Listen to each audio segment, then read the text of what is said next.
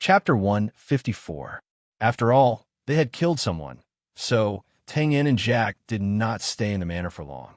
After cleaning up the scene, they slipped out through the back door. Jack opened the wooden box. Inside were 10 gold notes worth 100.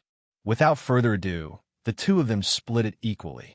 Tang Yin pocketed the gold notes and said casually, "Oh right, you were doing well in the south. Why did you come to the north?" "Cough, don't mention it." Jack had a face full of misfortune. "Of course, I was chased here by the Austen family." "Whom? Isn't Earl Aston dead?" "But the family is still here." "Damn, I just took some things, but they kept chasing me." Jack seemed very depressed, but he immediately became spirited. "But they didn't have a good time either. They dare to provoke your grandpa, Jack." "Umph, I found an auction house and put the ocean tide mental cultivation technique up for auction." "What, you sold it?" Tang Yin was shocked. "Wait for me to finish." Jack snickered. "You didn't see the scene back then. The whole city was in an uproar. There were too many people who wanted to buy it. Even people from other cities rushed over when they heard the news. Think about the Austen family's expression, huh? This result was certain. There were many battle chi mental cultivation techniques from other worlds. Some shops even sold them, but high-level ones were rare. A high-level battle chi mental cultivation technique was immeasurably important to a family. So once they obtained such a mental cultivation technique, they would naturally cherish it and keep it well. It was rare to see someone auction in such a high-profile manner like Jack. But that Austen family is a ruthless character. They directly bribed the auction house to ambush me. Do you think Grandpa Jack is that easy to catch? I walked in front of them openly, and they didn't even know. Then I went to the neighboring city to continue the auction. The Aston family chased them all the way down and ended up here." Tang Yin was speechless. "Aren't you just asking to be chased? Then what about the ocean tide mental cultivation technique? Make a copy for me." Cough, cough. Jack coughed awkwardly. "Then there was a small accident. The mental cultivation technique is no longer with me." "What, you tricked me?" Don't worry, don't worry." Jack saw Tang Yin's ugly expression and hurriedly waved his hand. "The mental cultivation method was not taken by the Austen family. Listen to me. It turned out that Jack was constantly being hunted down, and he couldn't sell his mental cultivation method, so he was very tight on money. After arriving in Shanghai City, he took a stroll for a few days. Who would have thought that he would stumble upon a chess stall? The rules of the chess stall were very simple. Take out a valuable item, and you can play chess with the stall owner. If you win, you can win a flawless jade pendant from the stall owner. Chess stalls like this that could both entertain and earn money were very common in this other world, and since Grace Day was approaching, there were even more of them. Although the jade pendant was a valuable item, Jack didn't think much of it. It was only when he saw the large pile of items that the stall owner had won that he froze in place. There were gold, silver, jewels, and all kinds of strange things. Among them, there was a palm-sized flower pot that was covered in mud. Jack's eyes were extremely sharp, and he immediately identified that this item was made from star battle metal. If a little of this metal was cut off and used in weapons, it would increase the effects of Do Chi. Just this point alone was enough to make it worth a lot of gold. This meant that this flower pot was worth at least 50,000 gold. So how could Jack not be tempted? I also know how to play chess, so I took out the mental cultivation method as a bet. I wanted to take it when he wasn't paying attention so that the treasure wouldn't be covered in dust. Sigh. Jack sighed, but that stall owner was a little weird. Every time I had this thought, I felt a huge pressure. In the end, I lost without knowing what was going on. Tang Yin couldn't help but wring his hands. Ugh, I was wrong in this matter. But don't worry, I've already scouted out the place these few days, and I'm just waiting to rob him. Noon, small forest outside the city. Sister Xia, when will Brother Tang Yin bring back good food? Little Helen is so hungry. Josiah squatted down and pinched the girl's face. Little greedy cat. Brother Tang Yin will be back soon. Ugh, he'll bring back a lot of good food for little Helen. Really? Little Helen grinned, revealing 2 cute little canine teeth, and then asked expectantly, "Ugh, will there be drumsticks?" "Ugh, yes, there will be." Haha. Josiah froze for a moment. and then laughed and grabbed the little girl's soft hair. "What's so happy about, Josiah?" "Oh, it's Borg." Josiah turned his head. "He's talking about food with little Helen. Hee. Huh. This is indeed a topic that can make people happy." Borg shrugged and laughed. After saying that, he handed over a light yellow cloth. "Here, this is for you." "This is—" Josiah was slightly startled and took it and unfolded it. "Wow, it's so beautiful." Little Helen bit her finger and looked at it in a daze. This was a light yellow one-piece dress. The upper layer of the fabric was carved with fine patterns, and there was a circle of white fox fur around the collar. This took care of the warmth and made it look unique. Borg said casually, "I just walked around the city and accidentally saw this dress. I thought it matched you well, so I bought it." Josiah was stunned, and then he handed the dress back. "Borg, thank you for your kindness, but I still have clothes to wear, so you can give this to someone else." Borg spread his hands. "Don't you like it?" "Try it on." "Ugh, besides, who else do you think this dress can be given to?" "Ugh." Borg was telling the truth. There were women in the Gray Coat Army, and they were the relatives of some of the members, but they were all obese women, and they definitely couldn't wear this waist-tight dress. Josiah frowned and hesitated slightly. At this time, Mr. Tang is back. A shout of surprise came from outside the woods. "Oh, my drumsticks are back." Little Helen screamed and ran out. It seemed that in her young heart, beautiful clothes were not as good as delicious food. "Tang." Josiah was pleasantly surprised. He casually stuffed the dress into Borg's hands and then trotted out of the woods. "Ugh."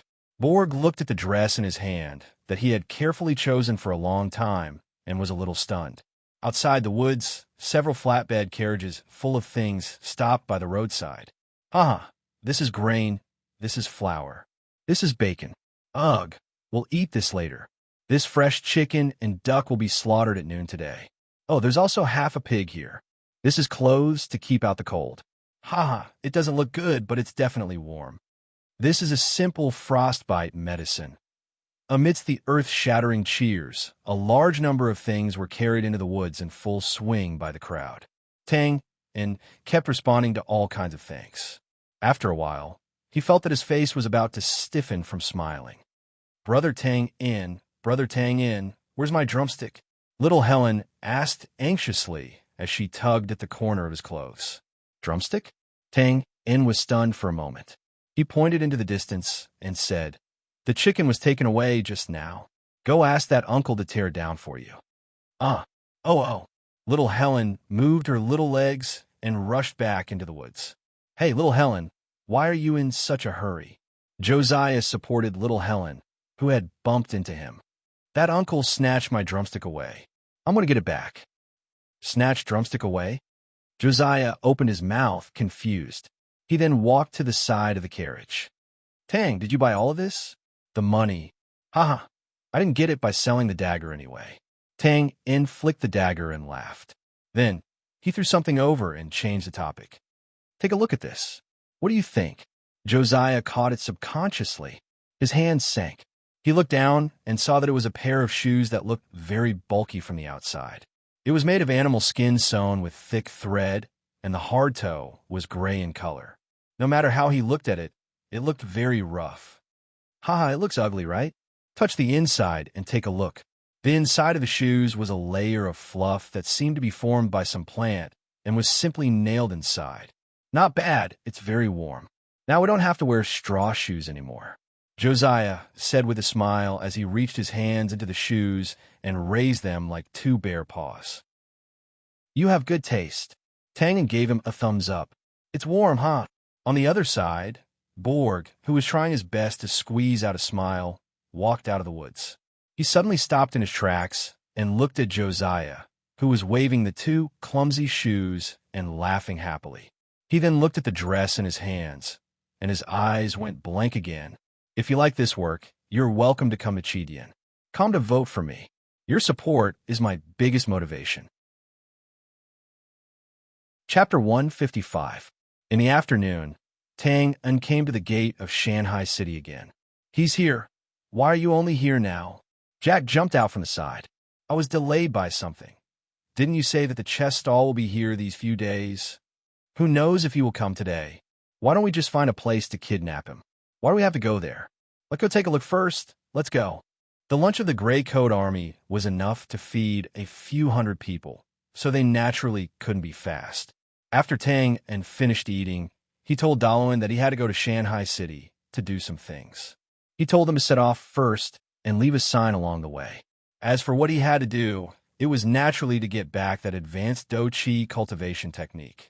It was Grace Day these few days, so the crowd in Shanghai City was very dense.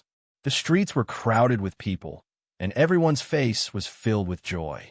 It was as if they had all received the so-called grace of God. After walking for tens of minutes, Jack brought Tang into the corner of a small square. At this time, there were many people gathered there.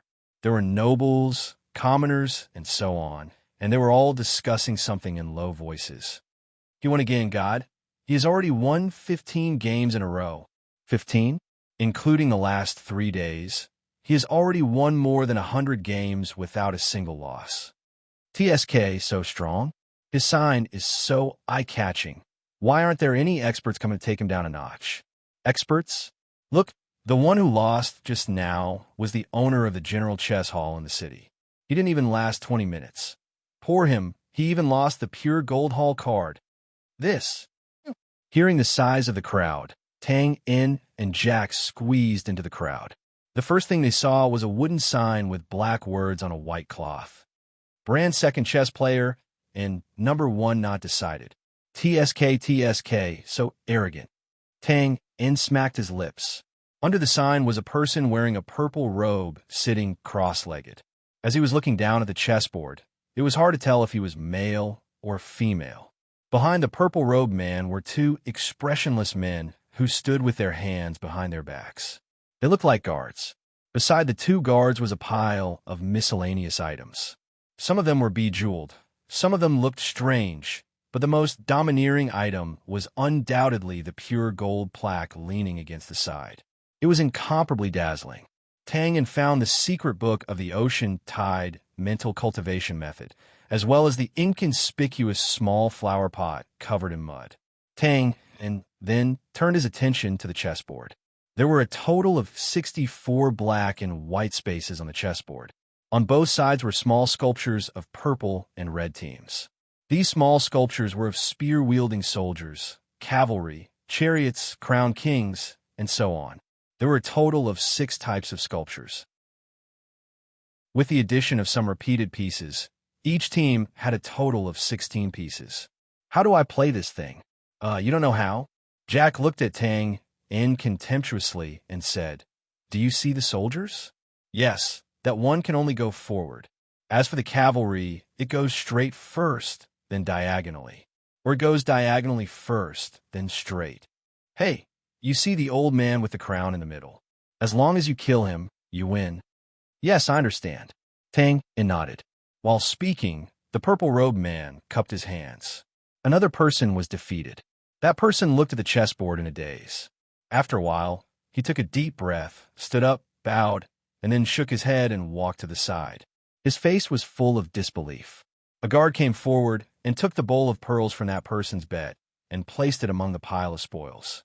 The purple-robed man had arranged the chess pieces on both sides. He coughed twice, then spread his palms and made an inviting gesture.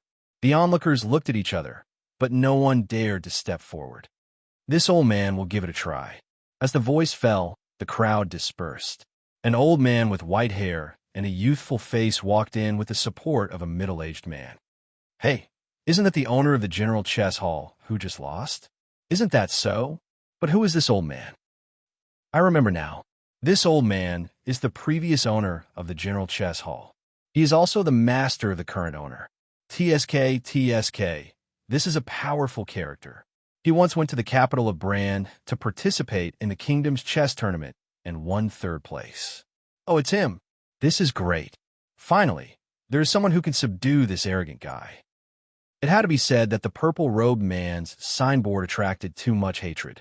After the old man's identity was recognized, it immediately caused an uproar. Then, the crowd rushed forward, waiting to see the purple-robed man being defeated. They had been waiting for this moment for a long time, and were somewhat impatient. With the help of the middle-aged man, the old man sat cross-legged.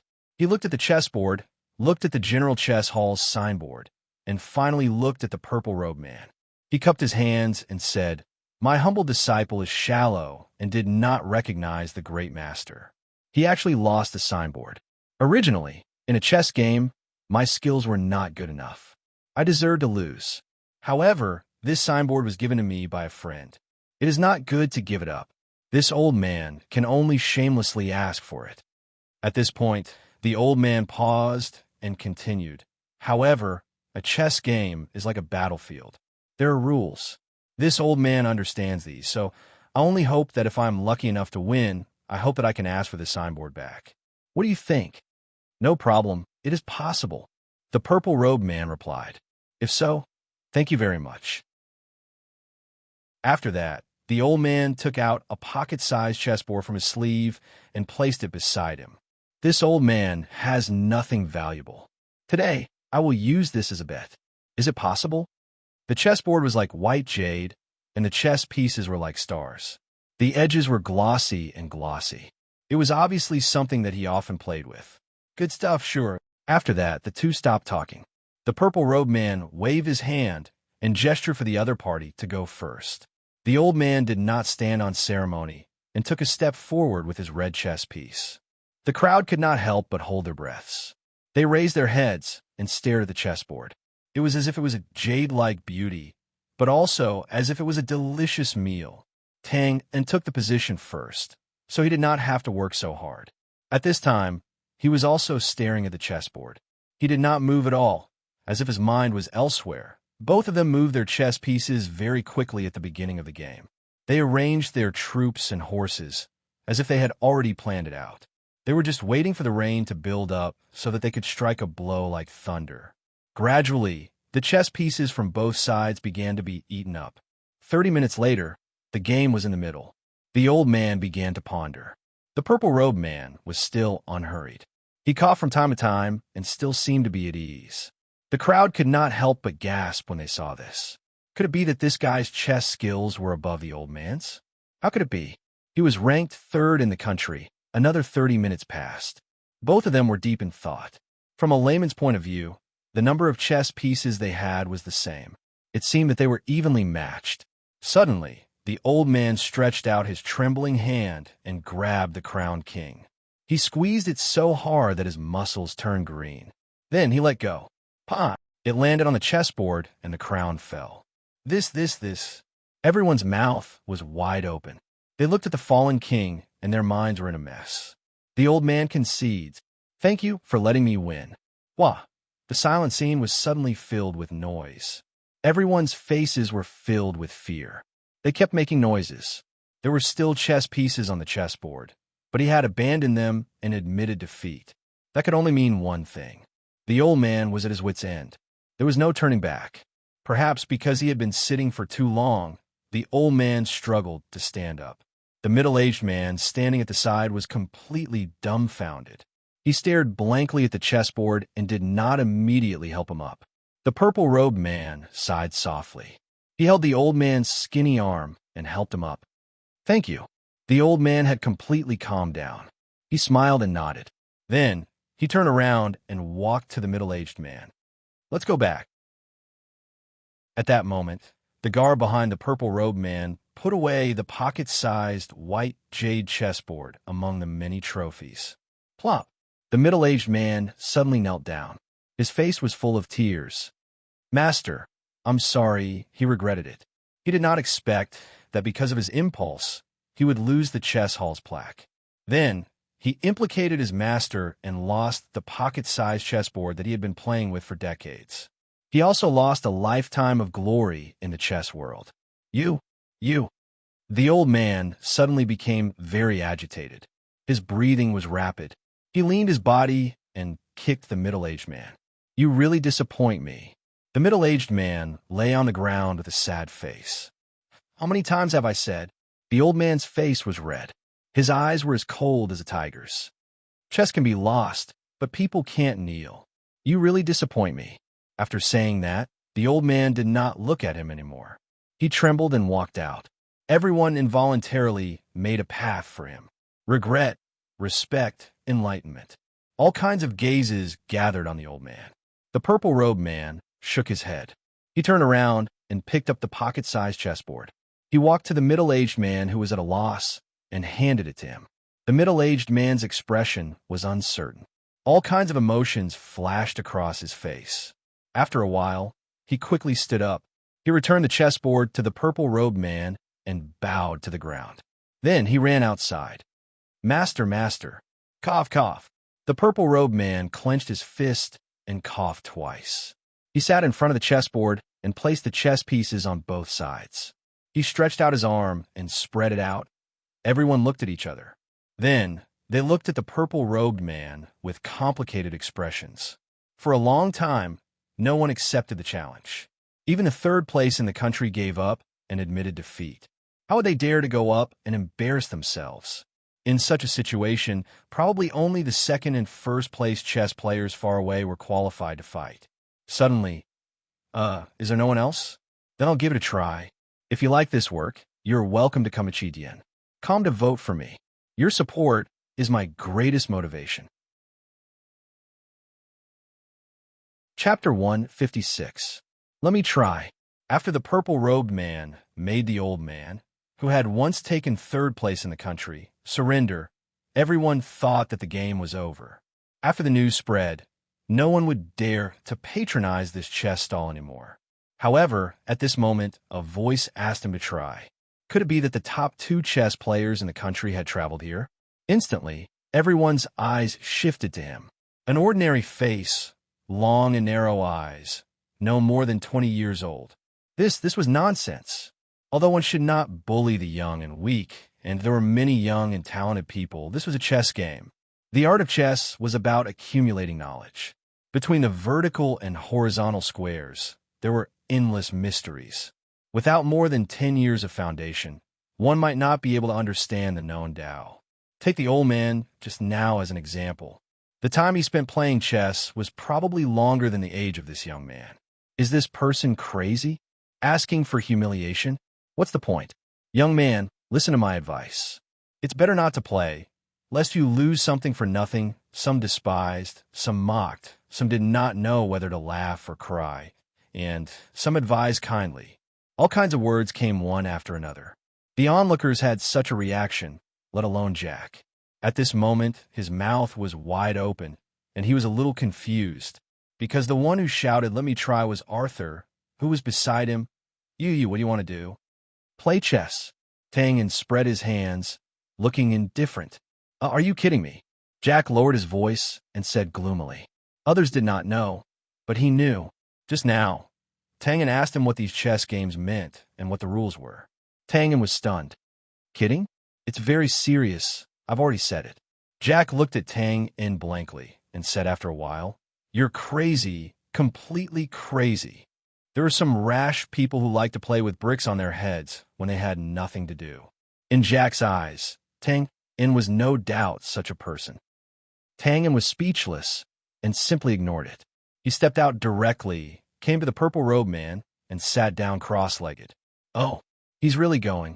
Could it be that there are really experts among the people? Bullshit. Do you think he looks like one? Many things, such as environment, habits, behavior, and so on, can subtly change a person's temperament. Therefore, when we look at people, we often feel that they are farmers, soldiers, or pigs slaughtering pigs. Just like the old man from before, after observing the purple-robed man for a while, he cupped his hands and said everyone's respectful greeting. As for this young man, no matter how they looked at him, they all felt that he was a hothead. Oh, by the way, this is the bet. Tang flicked his sleeve and placed a dagger beside him. Was this guy here to amuse everyone? Everyone thought as they looked at the pockmarked dagger that looked terrible. On the other hand, Jack's expression changed. Of course, he recognized the dagger. It was stolen from the Austin family along with the secret manual. This is made of black meteorite essence. Forget it, forget it. I'll just take it back later. The purple-robed man glanced at it. Interesting. His tone was unpredictable. No one knew if it was an evaluation of the dagger or the person in front of him. He waved his hand. indicating that he should go first. Tang In rubbed his nose and said, "Well, you go first. As the host, as the guest, please." "Haha, you're welcome. You go first." Looking at the two of them, indicating that the other person should go first, everyone stared blankly with their eyes wide open. There's a saying in the game of Go that one could gain the upper hand after making the first move, but that was mostly under the circumstances where there was a great disparity in strength. In reality, in a regular game of Go, one would always attack first. Even more extreme was the practice of giving up a piece and not losing the first move. Just now, when the purple-robed man indicated that he should go first, the old man unceremoniously pushed out a piece. But now, this hothead wanted to let the purple-robed man, who had terrifying Go skills, go first. Wasn't this just courting death? After a few times, the purple-robed man saw that Tang and was determined not to go first, so he could only withdraw his hand and push out a piece. Tang In lowered his head and looked at the Go board in a daze, as if he was deep in thought. However, was there anyone who thought at the beginning of the game? When experts played Go, they would always calculate the next 5, 10, or even more moves to be confident. But at the beginning of the game, how could one think? Everyone looked at this weirdo and no longer had any other thoughts. They were just speechless. At this moment, in the system space, on the transparent screen of light, Go moves kept jumping out. The system was indeed a system. After understanding all the rules, in just an instant, it calculated several different Go moves according to the purple-robed man's Go luck. That's right, it was just a response. The system would not take the initiative to help Tang In play Go, so this was also the reason why he insisted that the other party should go first. "Haha, you want to play with me? I have a cheat." With his hands on his hips, Tang In laughed arrogantly. Then he exited the system and went outside. He grabbed a piece and placed it in front of him. The whole process took about 5 seconds. This gesture, the corners of everyone's eyes twitched. There were no rules in Go that said how to hold the flag, but under the convention, people usually stretched out their fingers to push it out or pinched the top of the flag and lifted it. This was a respect for the art of Go, and also a love for the flag. But Tang In's crude grab was really an eyesore. The purple-robed man took another step. As usual, Tang In paused for 5 seconds and then took the next step. In this way, both sides went back and forth. "How is this kid?" The people behind could not see the situation clearly and asked. TSK. He knows how to play, but his Go moves are mediocre and nothing special. 10 minutes, at most 10 minutes, and this game will be over. That person concluded decisively. In contrast to everyone's pessimism, Jack had a surprised expression. This guy had just familiarized himself with the rules, but he could still play it like this? It was not easy. A moment later, 10 minutes passed. "How is it? Has this kid been eaten bald?" The people behind asked again. The so-called eating bald meant that there were no more Go pieces on the Go board. It was a kind of, well, a rather cruel way of playing. This would happen when an expert was bullying a noob. Ahem, no, he's still playing. This kid pauses every time he plays. Maybe he's stalling for time. 20 minutes, at most 20 minutes, he'll definitely lose. That person was making a solemn vow again. No matter how much time he stalled, it was only a few seconds at a time. Within 20 minutes, he could make quite a few moves, enough to determine the winner. Besides, 20 minutes was a time that most people, except for that old man, had not exceeded. So, that person seemed very confident. Then, 20 minutes passed. What? It's not over yet. The people outside could not help but ask when they saw that the crowd inside was still there. The person who had passed on the message earlier opened his mouth, but no words came out. Someone next to him continued, "This kid has some skills. Although every move he makes is ordinary, he never makes a mistake. Let's wait and see when the situation becomes more complicated." 40 minutes later, the game was in the middle. The crowd, which had been a little noisy, fell silent. At this time, the Go pieces from both sides crisscrossed on the Go board. Although not many had been eaten, the atmosphere of mutual hostility had been formed. The purple-robed man fell into a short period of contemplation from time to time, but Tang and was still as usual. 5 seconds move. 5 seconds, move now. It seemed that Tang In, who had not been thought highly of, was a little relaxed. Everyone's expression became complicated. The go board was in the middle. If they still could not see the problem, then they did not deserve to play Go. This kid is actually a true master of chess. Was he trying to tease us when he was thinking and grasping the pieces? How despicable. In an instant, most people stood on the purple-robed man's side, even if they had thought that the white signboard was so arrogant before. Tangen did not know that in this short period of time, he had become the target of public criticism. He was thinking because switching back and forth took time. As for playing, the system did not teach this. Slowly, an hour passed. Cough, cough. The purple-robed man coughed twice and made a move. He raised his head slightly, as if he was seriously sizing up Tang In. Under the hood, his thin purple lips were tightly pursed. Tang In touched his nose, then made a move, as if he did not think, or as if the purple-robed man's moves were all within his expectations. The purple-robed man lowered his head and continued to ponder. In the system space, Tang In appeared. It's here. Were we just now? The old butler said calmly. Team assassinations are usually targeted at the leaders of large forces.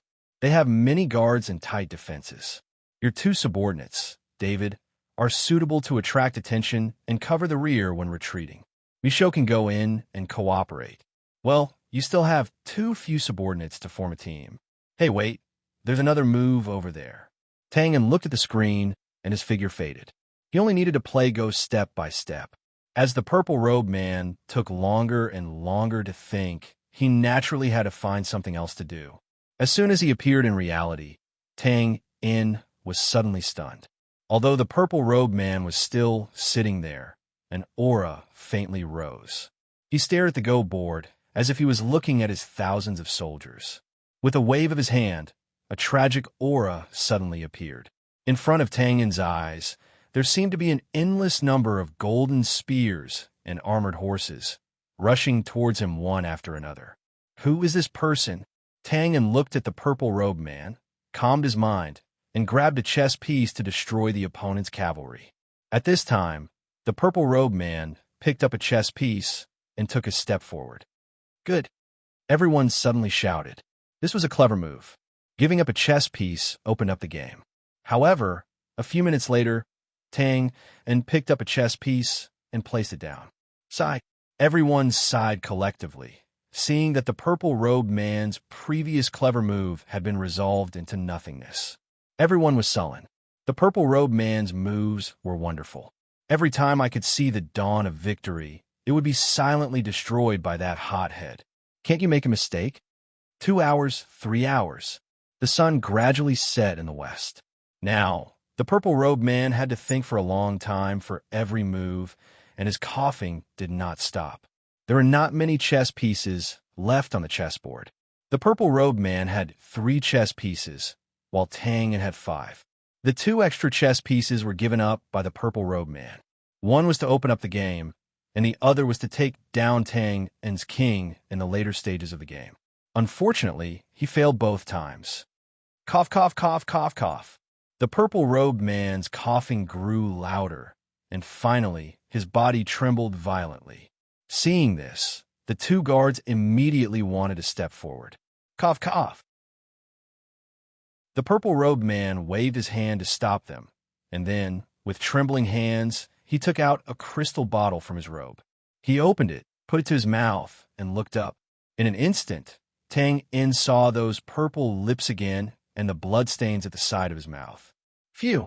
It seemed to be the right medicine, and the coughing stopped. The purple-robed man let out a long breath, looked at Tang In again, shook his head, and pushed the king down. I lost. If you like this work, you are welcome to come to Chidian. Come to vote for me. Your support is my biggest motivation. Chapter 157. I've lost. Thank you for letting me win. Tang In touched his nose and said. This was not a polite remark. Humans were not cold machines. No matter how meticulous one's thoughts were, there would be times when there would be mistakes. However, The purple-robed man did not reveal any flaws in the past few hours. He played the game until the end. The thought process, the calculation, the overall situation. Just imagining it was enough to make one shudder. Those 2 times he had taken the initiative to make a strategic decision. This decision could not be considered a mistake. If it had been someone else, there was a high chance that it would have succeeded. Unfortunately, he met Tang Yin. He was not fighting against a person. He was fighting against a system that could never make a mistake. There was a limit to human strength, but the system was not. If it wanted to, it could predict every move made by the purple-robed man to 100 moves in an instant. At this moment, everyone was silent. It was as if they had not walked out of the game. The purple-robed man took out a crescent-shaped jade pendant. The pendant was decorated with complicated patterns. It was half in the shape of a wolf. He stroked it gently for a moment and spread it out on his palm. I come here every grace day. It's been 14 years. I thought I would carry it with me for the rest of my life. I didn't expect to lose it this year. It's really fate. This sentence did not seem to be directed at Tang Yin. It was more like he was talking to himself. Then, the purple-robed man handed the jade pendant over. Tang Yin took it and looked at it. It was a good jade. It was warm and sparkling. There were traces of auspicious clouds in it. Take good care of this jade. As long as you bring it to me, I will agree to one of your conditions. Agree to any condition? Tang Yin raised his eyebrows. Yes. Well, of course. If you want to be a king or a pope, I can't do anything about it. The purple-robed man smiled. I don't want those 2 positions even if you give them to me. Tang Yin laughed and returned the jade pendant to the purple-robed man. I want the secret book behind you. Well, if you want, you can give me the small flower pot next to it. The purple-robed man looked at the crescent-shaped jade pendant in front of him and was a little stunned. That's it? There's more. So be it. The purple-robed man seemed to be reluctant to part with the jade. He quickly took it back and waved his hand. A guard picked up the Ocean Tide Cultivation Method Manual and the small flower pot made of star iron before placing them in front of Tang Yin. She looked at him with a strange expression. Her eyes seemed to contain shock and regret. Tang Yin did not notice this. He put away the dagger and happily picked up the secret manual and the flower pot. I finally got it, whoosh.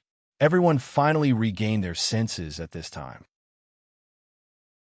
Suddenly, all kinds of voices rang out. He actually won. Who is this person? How come I've never heard of such superb chess skills? Superb? I look sparse and normal. I reckon the stall owner was careless and allowed this kid to take advantage of the loophole. I think so too. The stall owner has already won 100 matches in a row, so it's only natural that he's a little tired. It's not a good idea to win by taking turns.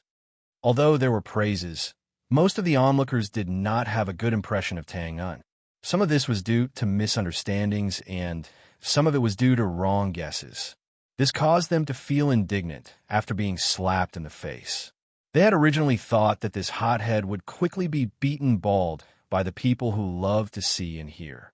They did not expect that if he did not admit defeat, the person who would be beaten bald would be the stall owner who defeated them.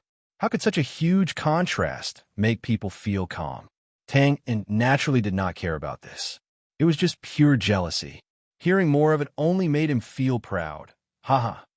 Let's go. What are you still standing here for? Jack replied foolishly. He then took a step back and looked at Tang Yin as if he had seen a ghost. Who are you? F***CK. It was almost dusk, but the passers-by in the city did not decrease.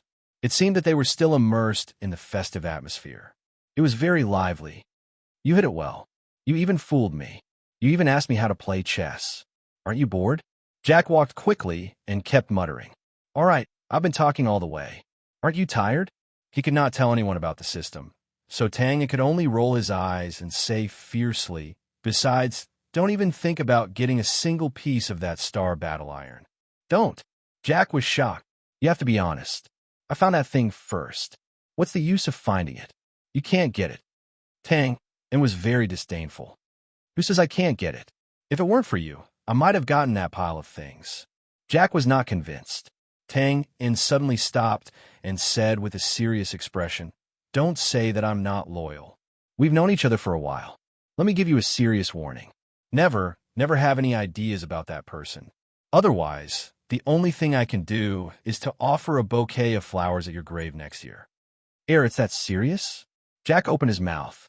Although the two of them had been insulting each other since they met, he still trusted Tang Yin. It can only be more serious than you think. Tang Yin couldn't help but shudder as he thought back to the later stages of the game when the purple-robed man waved his hand. It was as if a huge army was pressing down on them. TSK, TSK. I said he was a little strange. Jack seemed to be deep in thought.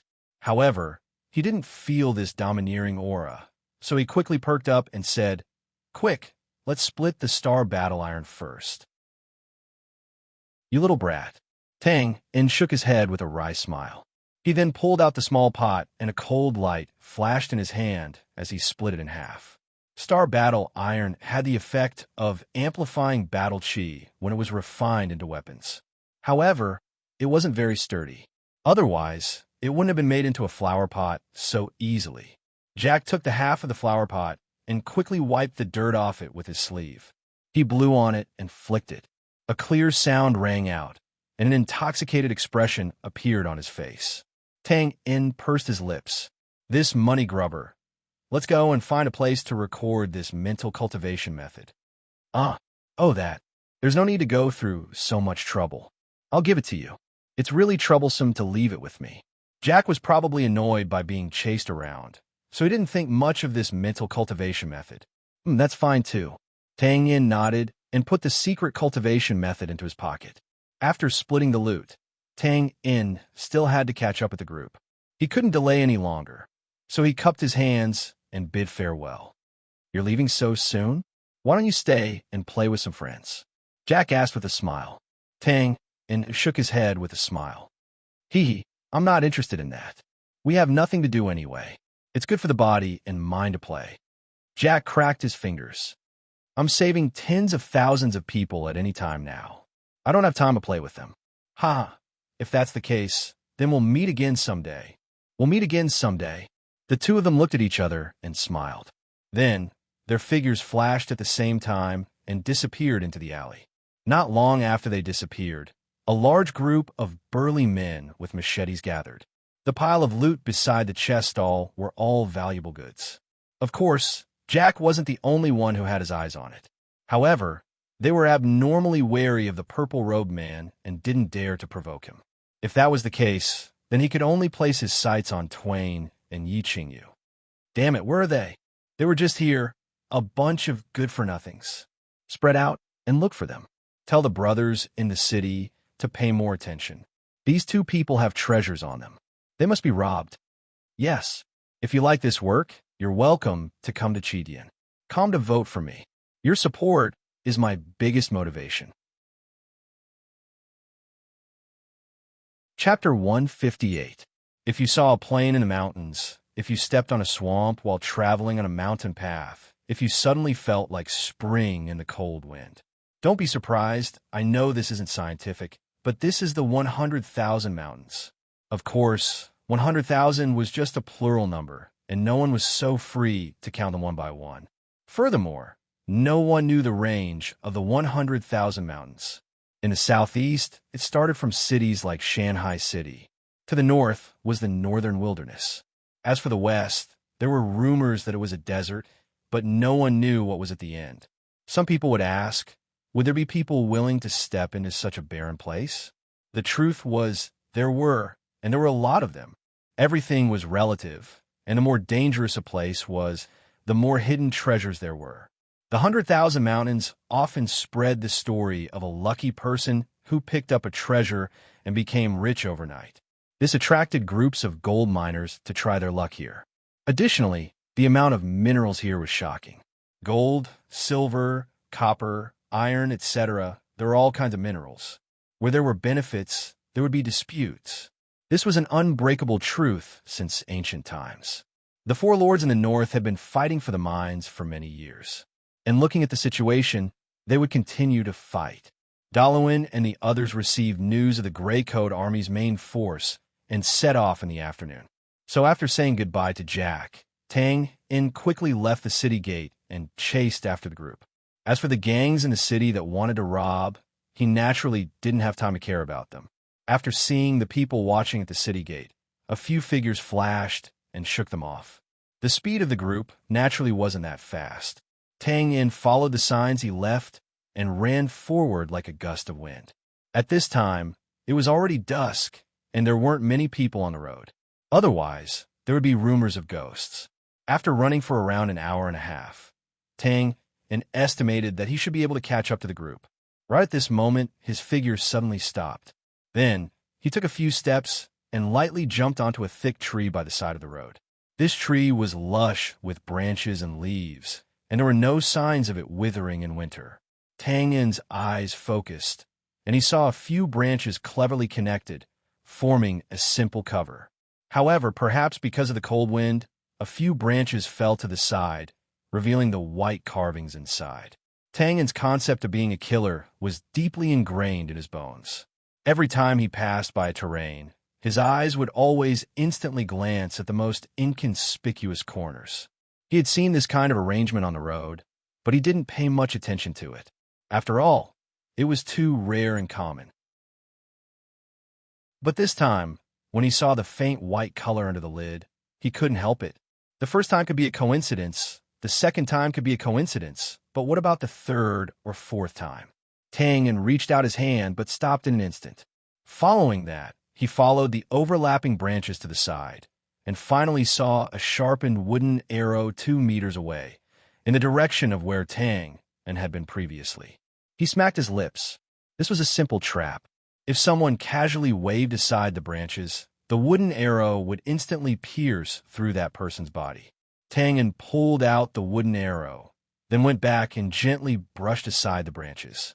Immediately, he saw a section of the bark was lifted, and a small white sword symbol was engraved on the trunk. Touching the engravings, Tang Yin frowned. This was just engraved. Did the Gray Coat Army leave this kind of mark? After restoring these devices, Tang Yin jumped down from the trunk, then hid by the side of the road and moved forward.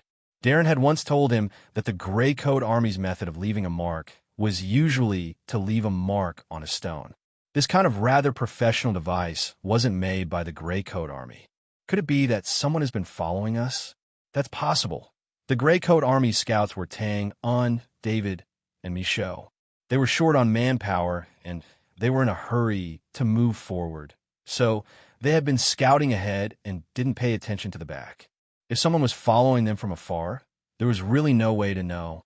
In the next 10 minutes or so, Tang Yin saw another 2 similar devices, both of which also had the small sword logo. Finally, at a turn in the woods, Tang Yin saw a group of 7 people moving in various ways. Light black leather armor, holding short blades. Tang Yin quickly associated them with the brand scouts he killed in the forest. However, these people were obviously more well-equipped. He even saw one of them take out a small illuminating crystal and look at something like a map. After careful observation, Tang Yin found that the 7 scouts cooperated very well. Commanding, scouting, and keeping watch, everyone had something to do at all times. In front of these people, the forest scouts from before were simply trash. Professional. Since Tang Yin triggered the mission of forming the assassination department, the old butler taught him some knowledge of teamwork and assassination. After widening his horizons and comparing the actions of these people in front of him, he couldn't help but secretly nod. Then, Tang Yin narrowed his eyes and slowly sneaked forward. Praise was praise, but it was impossible for him to leave these people behind to follow the team. Every time these scouts passed a section of the road, they would stop to draw the route on the map and carve marks on the trees. At this time, the scout in charge of keeping watch was squatting on the tree, looking down at the surroundings from above.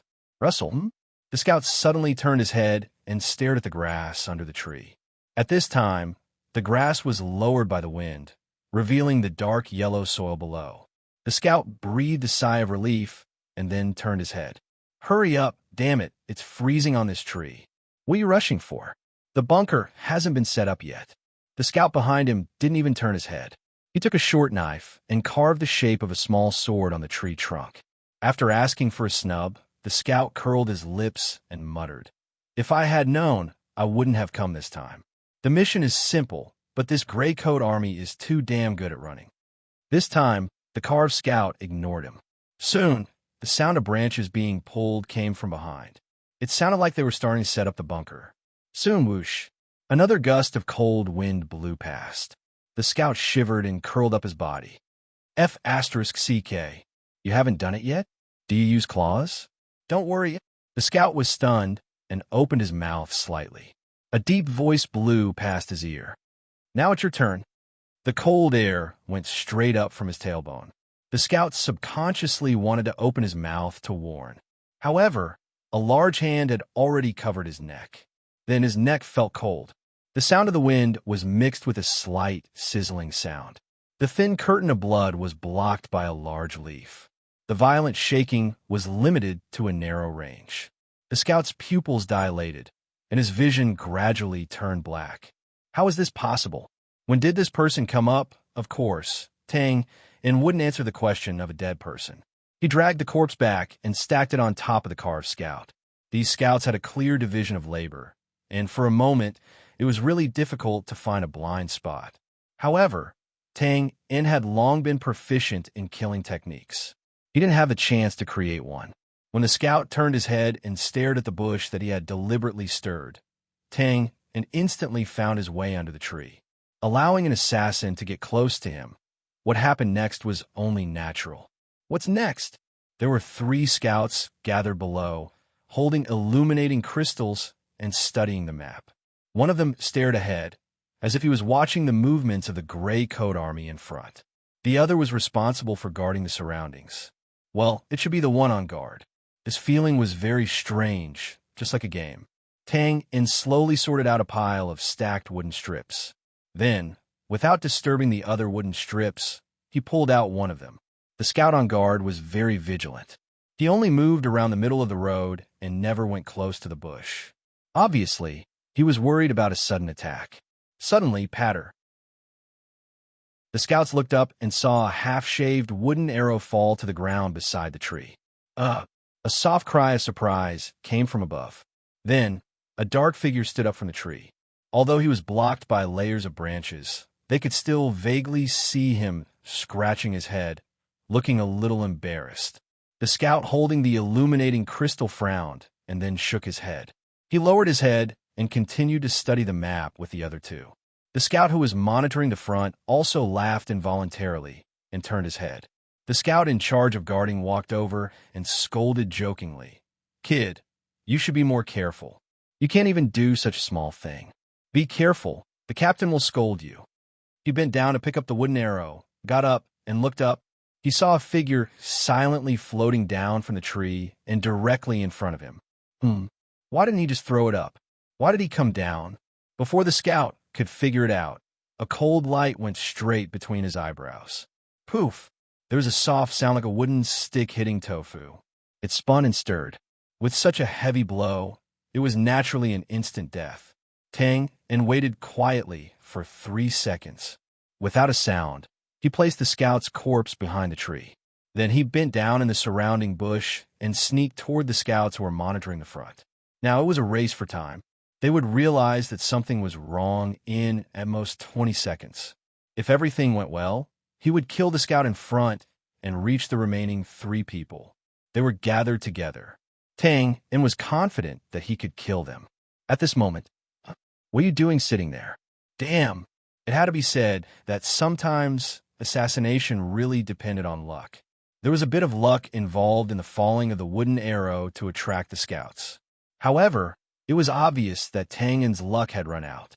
The 3 people had finished studying at this moment. They folded the map and stood up.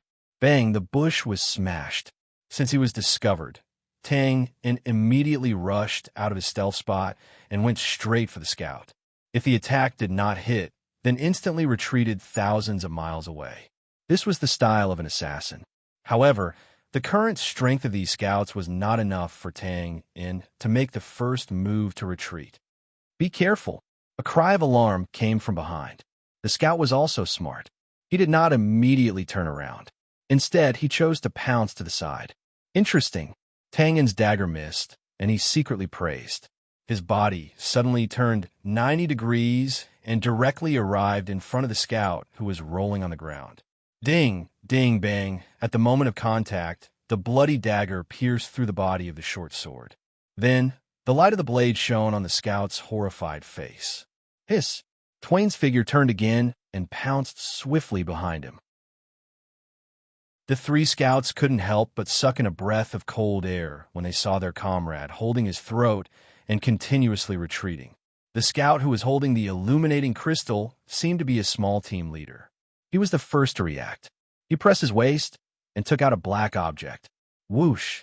A blue light instantly rose into the sky. Disperse! With a simple order, the three scouts jumped in different directions. These few reactions were not slow. However, Tang and had already reached them at high speed. The choice of 1 out of 3 was always confusing. However, it was very simple for Tang in. With such a close distance, if I let you escape, how am I going to survive? Activate quickly. The figure that shot out instantly caught up with the scout on the right. That person also made the same choice as the previous scout and pounced to the right. However, before he could complete this evasive action, the bloody dagger had already pierced through his back. Bang! Without waiting for the person to land, Tang in rushed to the left without stopping. At this time, the scout had only run a dozen steps away. Seeing his companion die tragically, he knew that he could not avoid it. Leader, run! With a loud roar, he turned around and waved his short sword to attack Tang in. Your courage is commendable. With a calm voice, Tang in flashed like a ghost. His dagger crisscrossed, and bloodlines formed a net to envelop the scout. Ding, ding, ding. Pooh, pu. Under such a high speed and dense attack, the scout could barely block a few slashes. His whole body was like a broken blood bag with liquid pouring out. After attacking, Tang and did not look at the result. He stomped on the ground. Bang! His body turned straight and chased toward the center. These two pursuits and ambushes happened in just a few seconds. In such a short time, the scout leader naturally could not have run far. After passing through the bushes by the roadside, Tang in saw his running figure. The time of the skill was 10 seconds, so Tang in continued to run forward.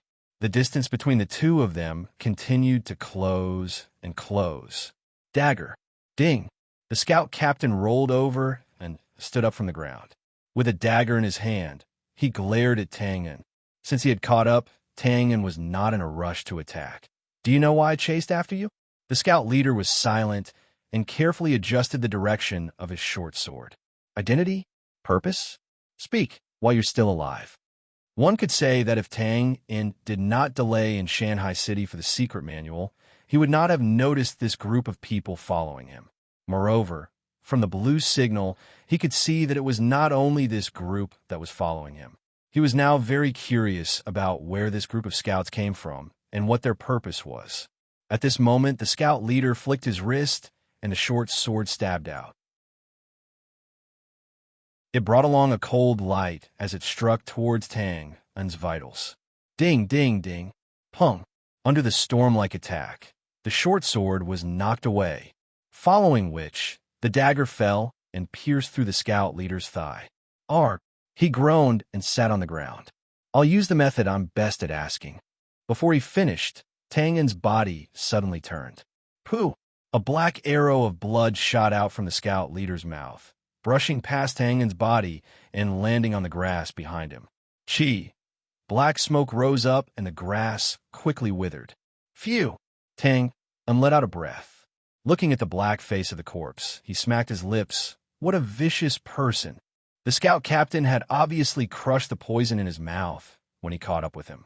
Then, he attacked without saying a word just to get close to his body.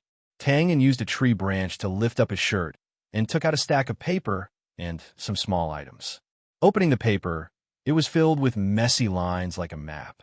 However, Tang could not understand it. Since he did not find anything useful, Tang could only return to the place where they had fought. Over there, Dalawan was directing the search. It was obvious that they were attracted by the blue signal. To be continued.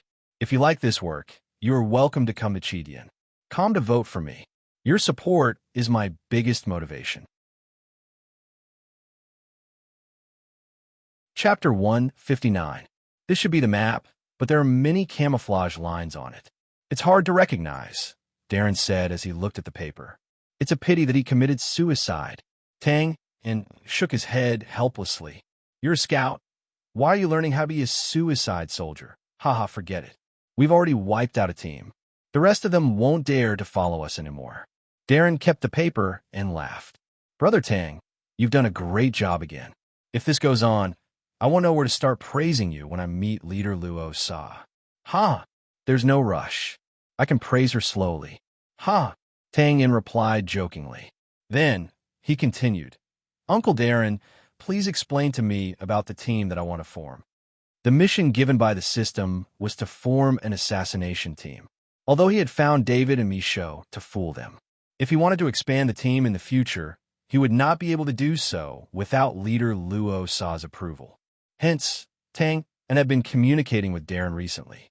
He hoped that Darren would be able to convey more information. Darren waved his hand. Brother Tang, you don't have to worry about this. Leader Luo Sa is very easygoing. She will definitely meet you when the time comes. You can just tell her then. That's good too. Tang and nodded. His impression of Luo Sa was mostly from the people in the Gray Coat Army. Most of them were easygoing, worshipping, and so on. TSK, a bounty of 800,000. TSK. What kind of person was she? Boss, look at what I found. David pointed at the items on his body as if they were treasures. At this time, David was wearing a light leather armor that was obviously a size smaller. He had a sleeve arrow on his wrist, a short sword on his waist, and a small, illuminating crystal in his palm. Needless to say, these were all looted from scouts. Michaud was also dressed in the same way. However, he looked much more pleasing to the eye than David. Not bad. Tang Yin nodded and waved his hand. Take off the equipment of these scouts. Keep it safe. I need it. Oh, there are two more over there. Don't touch the one with the black face. Bury them after you're done. The Gray Coat Army was poor. Most of their equipment was spoils of war. Tang and could travel the world with his dagger, but David and the others were not strong enough. He kept a few sets of these professional-looking equipment to equip his future members. After packing, the Gray Coat Army set off again. Tang Yin was careful this time and hid at the back of the team. Finally, he confirmed that there were no more tails following him. It seemed that the blue signal was a message to retreat. In the next few days, the Gray Coat Army and the Gray Luo were. What was worth mentioning was that they had met several other teams one after another, so this group of Gray Coat Army had snowballed to the end. Every time they met another team, Darren would pull Tang Yin and Joshua forward and introduce them to the other team leaders. The other party would be shocked by Joshua's identity as a mage. Then, Darren would unhurriedly mention Twain's contributions and watch the shocked reactions of others, looking as if he was proud of him. After some simple understanding, they found out that these teams of the Gray Coat Army had been chased before. In the end, the best situation was that there were no casualties. The worst situation was that there were only a few dozen people left. After some investigation, they found out that as long as they met the soldiers of the Four Lords, they would be able to escape safely. However, if they were to encounter the Thunder Legion or the Ash Flame Legion, the odds were against them. Finally, on the morning of the fourth day, a team of more than 10 people appeared in front of the Gray Coat Army. The man in the lead had a strong body. He had a square face and white sideburns. He gave off an imposing aura. Oh, it's old General Omeng, Darren exclaimed. Haha, you're finally here. The middle-aged man called Omeng laughed heartily and strode over. Greetings, old General Omeng. The few team leaders took a step forward excitedly and bowed. Good, Omeng replied. Then, the second in command of the team, like Borg, also went forward and bowed. Tang Yin and Josiah were sandwiched between them. Haha, that's enough. Don't be so formal. It's too distant. Omeng waved his hand nonchalantly. Then he scanned the surroundings and looked at Josiah and Tang Yin. He curiously said, These two look unfamiliar. Could it be that I'm really old and my memory is failing me? Old General Omeng, this is Tang Yin and Josiah. They joined when the team was moving. Darren introduced. "Oh, I see. Welcome to the Gray Coat Army," Omeng said with a nod. Then, his sharp gaze landed on Josiah's magic wand. He was shocked. "Oh, you're a magician?" It had to be said that the identity of a magician would attract attention everywhere. In comparison, Tang Yin, who was beside him, appeared much more ordinary. Josiah stepped forward and bowed. "Yes, beginner water-type magician Josiah greets you." "Ha, good." Omeng seemed a little excited. "I didn't expect that a magician would join the Gray Coat Army." "Ha, you're our chief magician now." "Chief magician?" Josiah was a little embarrassed when he heard that. Everyone laughed kindly. After some pleasantries, Omeng continued to lead the team forward. Obviously, he came out in advance to welcome them. Hearing everyone's whispers, Tang Yin finally knew Omeng's identity. It turned out that he was the overall tactical commander of the Gray Coat Army. According to the official army, Darren and the rest were all officers under him. It was no wonder that he knew Darren and the second-in-command of the team like the back of his hand. On the way, Darren also took the opportunity to tell old General Omeng about Tang Yin's actions. After hearing that, Omeng was a little shocked. Hence, Tang Yin had no choice but to bow again. It could be considered that he was familiar with Omeng like Josiah. Just as the team turned a hill while chatting and laughing, there was a sudden battle cry. Everyone tensed up, but Tang Yin could tell that the sound wasn't nearby. He looked down and couldn't help but open his mouth. He was a little stunned. Looking into the distance, there were two large groups of people fighting on the plains below. Although they were quite far away, the sound of swords clashing and screams could still be heard faintly. The battle seemed very intense. "Everyone, don't be nervous. This is the battle between Solomon and Hogan." "Yes, everyone will get used to it in the future," Omeng said casually. "Get used to it?" Darren was a little stunned. A middle-aged man behind Omeng explained, "Yes, according to the intelligence, it seems that a cart of ores belonging to the Solomon family has been robbed recently. They suspected the Hogan family, so they started fighting." "Just a cart of ores?" "Yes. These lords have conflicts with each other, so there's a battle almost every few days. It's normal for them to fight over ores. A few days ago, a lord even led his army out to celebrate Grace Day." Ugh, everyone was speechless. Wasn't this **T? After this episode, they walked for another 10 minutes. Everyone entered a heavily guarded valley. This was the temporary camp of the Gray Coat Army's headquarters. There were all kinds of buildings inside, and people were coming and going. It was obvious that many other teams had already arrived. When they reached here, the teams were all reorganized. The captains were led by Omeng and walked inside. They were probably reporting the situation to Leader Losha. Tang Yin was a temporary addition, so he was sent to another place to stay temporarily and wait for deployment.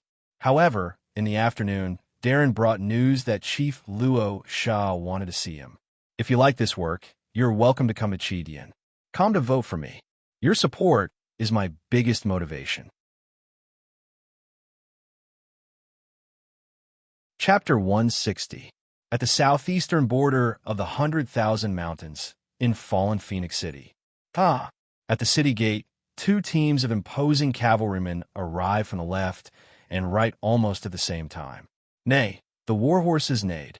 Both sides were very skilled in riding. They pulled on the reins at the same time and avoided the tragedy of being thrown off their horses. So it's General Gary. What coincidence!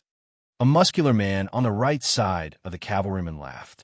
On the other side, a middle-aged man with a gloomy aura waved his hand and said, "It is indeed quite a coincidence. General Baylor, please." Please, please. Needless to say, these two were the generals sent by the Thunder and Blue Flame Legions to encircle the Gray Coat Army. They were Mad General of the Battlefield Baylor and Northern Blue Wolf Gary.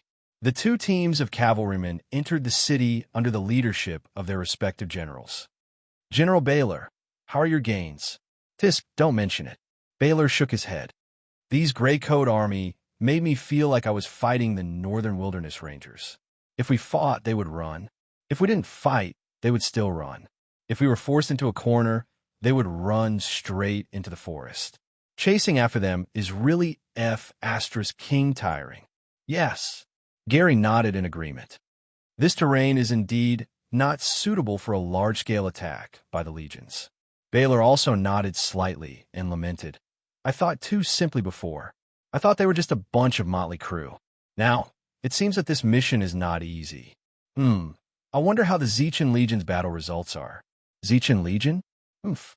Gary's expression suddenly became even gloomier. I have a score to settle with that expressionless face. Oh, Baylor was surprised. Let's talk about it later. Let's go and see the commander first.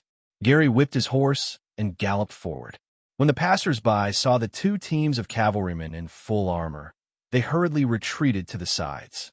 Not long after, the war horses stopped in front of a small manor. This place was the property of a noble in the city. However, it seemed to have been requisitioned now. The guards in front of the door were all armed soldiers. Most of the mansions in the north were spacious. As the soldiers saluted them, Baylor and Gary led an adjutant through the square and walked inside. In front of a hall, an old knight with a big belly and luxurious clothes came out to greet them. General Barlow, General Gary, long time no see. Greetings, Commander. The two generals saluted. The noble-looking old knight was the one sent by the brand to announce the encirclement and annihilation of the Gray Coat Army. He was also the nominal commander-in-chief of this encirclement and annihilation. However, after he announced the military edict, he stayed in the city and did not leave. He knew that the soldiers of the three legions would not listen to his orders. As for the soldiers sent by the four feudal lords who didn't listen to orders, well, it would be a real disaster to lead them. In any case, the credit would not be reduced in the end, so he ate, drank, and played in the back with a clear conscience. The encirclement and suppression had already been going on for more than 10 days, and the higher-ups were pressing for progress. Therefore, he sent people to summon the generals of the various forces so that they could summarize their achievements and write a beautiful article to announce the good news. Good. Come, I recently found some good wine. Let's drink to our heart's content today. The commander laughed loudly and led the two generals inside. Commander, you are too courteous. Please. The few of them walked into the hall and sat according to their positions. While they were chatting, the generals of the four feudal lords came together outside the door. These generals were the retainers of the feudal lords. Although they also had official positions in the military system of the Brand Kingdom, their positions were not very high. Therefore, the commander did not come out to greet them. He only made a welcoming gesture and said a few words. Of course, everyone had to be present to report the results. Now, Ralph of the Zechen Legion had not arrived yet, so the few of them were just chatting. After a while, Gary put down the wine glass heavily and said with a cold face, as expected of the soldiers under the war god, "We can't compare to this style. They always appear at the end." Brother Gary, don't be anxious. General Ralph might have been delayed by something. He must be rushing over now. After saying that, Barlow laughed and said, "Come, let's toast to the commander." Cheers, a few of them said. The commander was naturally aware of the conflicts between the legions. However, he acted as if he did not hear anything. He just smiled and raised his glass to thank everyone. At this moment, a soldier came in and said, "Sir, General Ralph is here." The commander's face lit up. Good. Everyone, please wait for a moment. I will go and greet him. Before he got up and left his seat, a voice said, "No need." Then there was the sound of footsteps. Ralph, with a calm face, led a large group of people and appeared. The commander was stunned. This was Commander. Ralph said calmly with a standard military salute, "Uncle." Then there was a mess of greetings. Most of the aristocrats had marriage alliances. This was a choice made for their own interests. This commander inherited the title of Marquis. The group of students that came with Ralph were all aristocrats from the Brand City. When they met, the commander suddenly realized that a few relatives and juniors had appeared in this remote north. What is this Ralph thinking? He brings these students everywhere. Gary seemed to have a lot of opinions about Ralph. Thus, no matter what he did, he had to say a few words, probably to broaden his horizons, Baylor said casually. After this commotion, many more tables were added to the hall. After greeting everyone, the commander cleared his throat and said, "Generals, the Bran army takes this encirclement very seriously. Thus, I would like to ask everyone to report their recent achievements so that I can give everyone a reward." Everyone looked at each other. In the end, General Baylor smiled and said, "I will go first. I am ashamed to have lost 400 people. We destroyed the third team of the Gray Coat Army. They're close to 1,000 people." The group of students instantly became noisy. They seemed to be shocked by this achievement. Gary glanced at Ralph and said coldly, "The Blue Flame Legion lost 600 people. We destroyed the second team of the Gray Coat Army. There are more than 800 people. Compared to the Thunderbolts Army, this achievement was much worse." Then, the few lords and generals saw that Ralph had no intention of speaking. They pushed out someone and said, "The Gray Coat Army bandits are a motley crew. When they see our army's battle flag, they flee. Over the past few days, our army has destroyed several teams of the Gray Coat Army. We have obtained countless battle swords and 1,000 sets of armor. Our situation is similar." Mine too. The corners of Baylor's and Gary's eyes twitched. Their mouths twitched. They turned their heads and were speechless. If one only listened to the surface meaning of this report, this achievement was indeed beautiful. However, if one thought about it carefully, one would realize that it actually did not say anything. The number of casualties, the number of enemies killed, etc. As for the countless battle swords and armor, could those broken swords and straw sandals be counted as achievements? To think that they had the nerve to say that. Good. The commander seemed very excited. He turned his head and asked, "Where is General Ralph?" He did not care about the details. When the time came, he would polish and exaggerate the various data and report it to the higher-ups. That would be a real military achievement. "No, good to know." The commander was stunned and cried out involuntarily. The commanders of the other troops turned their heads in surprise. How strong was the Zeichin Legion? How could they not have obtained anything? "That's not right," Gary said with a gloomy expression. "A few days ago, didn't you just rob 2 teams of the Gray Coat Army that my Blue Flame Legion was chasing? Could it be that the combat power of your Zeichin Legion has become so weak? You didn't take down those few hundred people?" Is that true?" Baylor asked in surprise. A student said with an indignant expression, "We have our reasons. Shut up. There's no place for you to interrupt when we are talking." Gary leaned forward and stared at Ralph's face. Our long spear and swordsman teams were chasing after the remnants of the Gray Coat Army and passed by the Zeichin Legion's defense zone. "General Ralph, you have good methods. It's fine if you don't help, but you actually sent people to block our soldiers. If you don't give me an explanation today, don't blame me for reporting this to the military." After fighting on the battlefield for a long time, he naturally had a strong, killing intent. The temperature in the hall instantly dropped a few degrees. It was silent. "Cough, cough. General Ralph, you did this." One side spoke with certainty, while the other side didn't say anything to refute. That commander was also the commander of the encirclement. Naturally, he didn't want to see this happen, so he asked Ralph, who still had a calm expression. Ralph didn't seem to notice the current situation. He just waved his hand behind him. The middle-aged adjutant took out a stack of papers and was about to walk out. "Brigadier General." The adjutant turned around in shock. The student who was scolded suddenly took the things in his hand and walked straight to Gary. "Pa!" The paper was slammed on the table. He raised his chin and said proudly, "This is the reason why we are the Zeichin Legion." With that, he turned around and left. The middle-aged adjutant couldn't help but shake his head and smile bitterly. "How dare you?" The officer behind Gary shouted angrily. He was about to rush out and capture this arrogant guy. Gary waved his hand to stop him. He narrowed his eyes and stared at that student like a snake. That student was born like a calf and wasn't afraid of tigers. He stared back at Gary with his eyes wide open. "Interesting, very interesting." Gary smiled, but his words were like the cold wind from the abyss. Those who knew him well knew that this was a sign of extreme anger. "Little guy, I know you are from a noble family. However, this is the North. This is the army. Today, I will leave you with one hand. I will let you know what rules are. With that, Gary waved the table. The knife and fork on the table suddenly jumped up and a green light burst out. Stop! Wait! Bang, bang. Thud, thud, thud. Two explosive sounds came from the empty space in the middle. Then, four knives and forks were nailed to the ground. Ray, you F***. Every word came out of Gary's mouth like a landslide.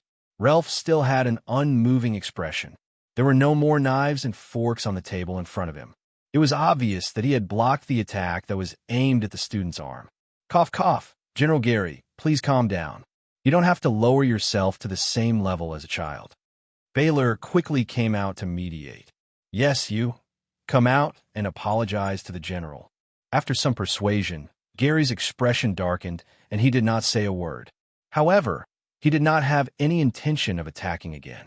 Of course, the name Wolf of the North was not given for nothing. No one would think that this matter would end just like that. At this moment, he was flipping open the folded paper on the table. It was as if he wanted to see the reason why the Zechen Legion had intercepted his soldiers. If there were no accidents, he would refute the point of view and settle the old and new scores. However, after a while, his expression darkened. Bang! The paper was slammed on the table. Gary stood up and said stiffly, Commander, I have other matters to attend to. Goodbye. With that, he hurriedly left with his adjutant. Everyone looked at each other with shocked expressions. Then, Baylor rushed to Gary's table and bent over to take a look. He paused and looked up at Ralph with a complicated expression. He sighed and said, Silent Eagle, you live up to your name. After he said this, the commander and a few other lords and generals stood up and walked over. At 100,000 mountains, one of the generals said in surprise. He was very familiar with the terrain on the paper because he had led his soldiers and fought here many times.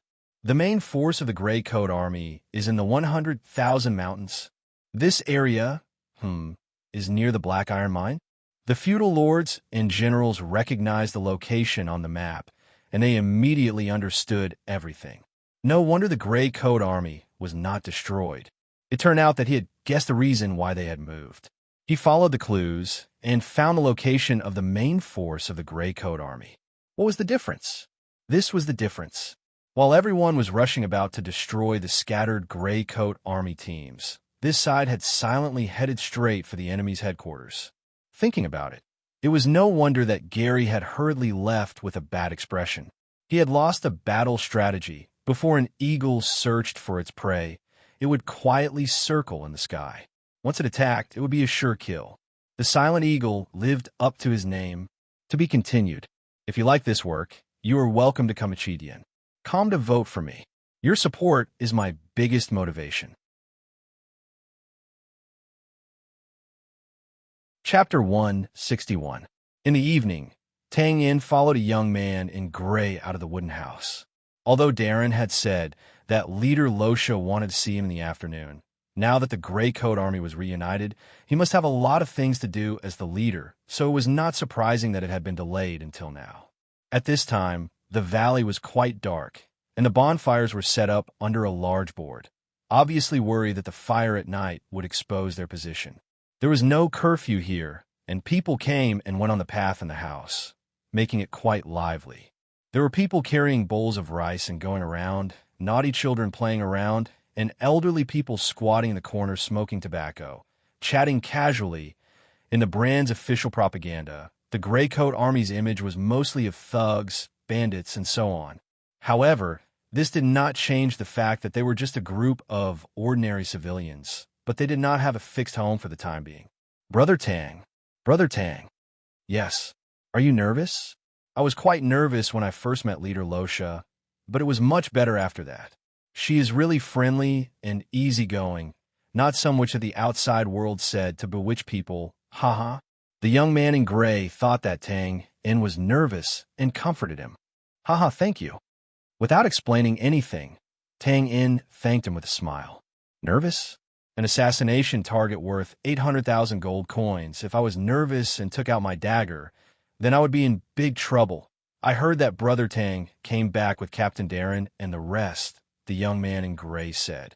Tang, In nodded. Yes, that's right. Is that so?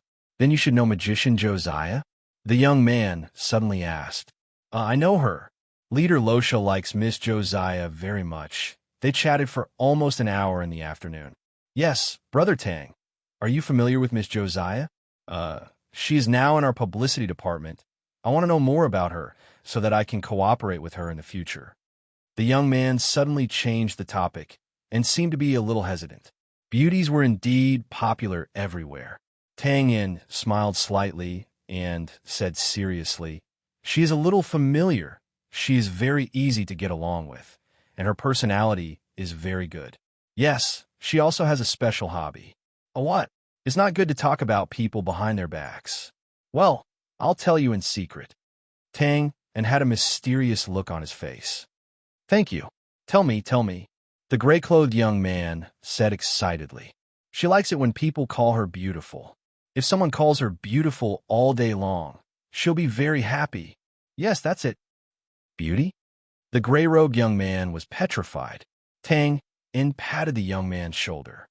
You know, beautiful women are always narcissistic. That makes sense, that makes sense. The gray-clothed young man looked convinced as he muttered to himself. Well, do we still have to go forward? Tang Yin looked at the dark entrance of the valley and asked.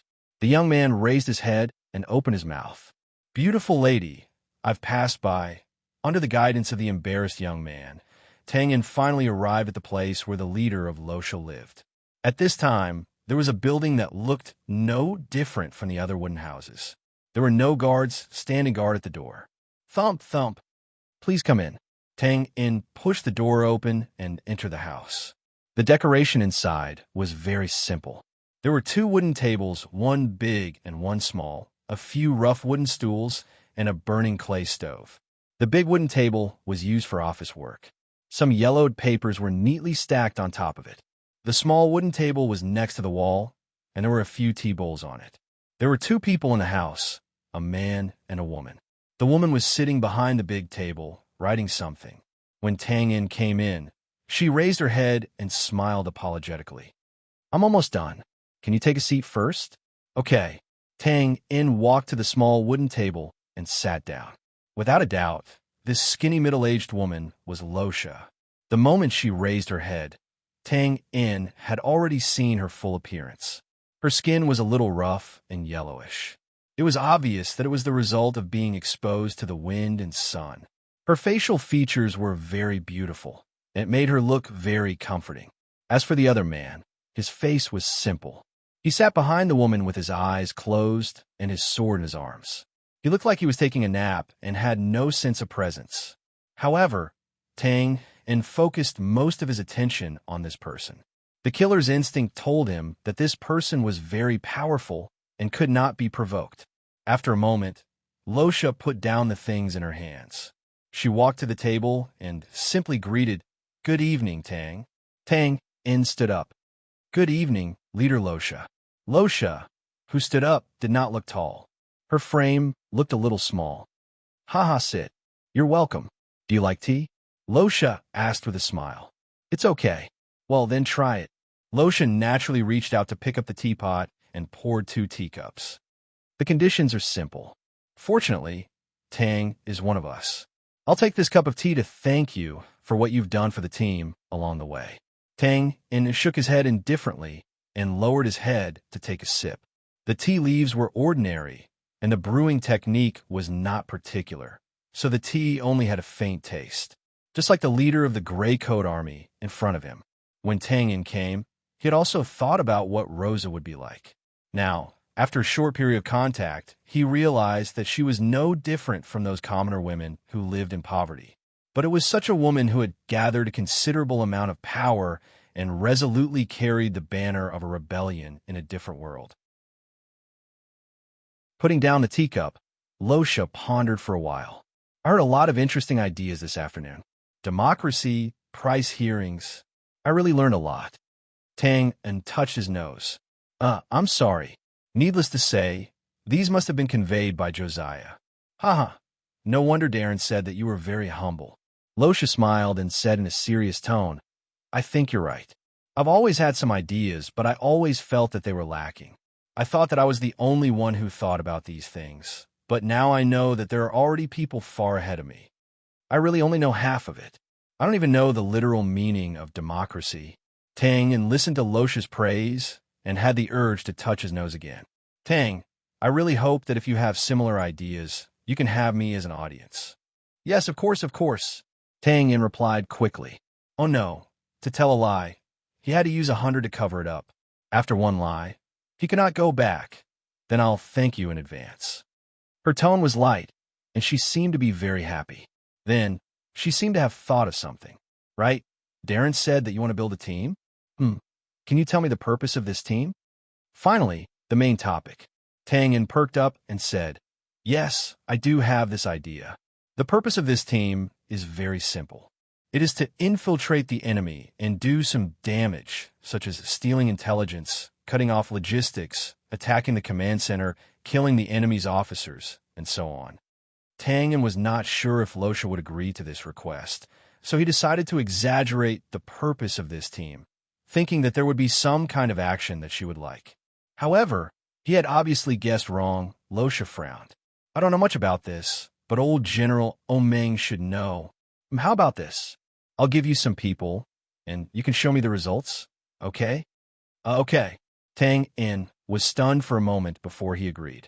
Then it's settled. Your team will be directly responsible to me for now. Right, what's the name of this team? Name? Tang Yin opened his mouth. He really did not think about this. Assassination Department? That's too straightforward.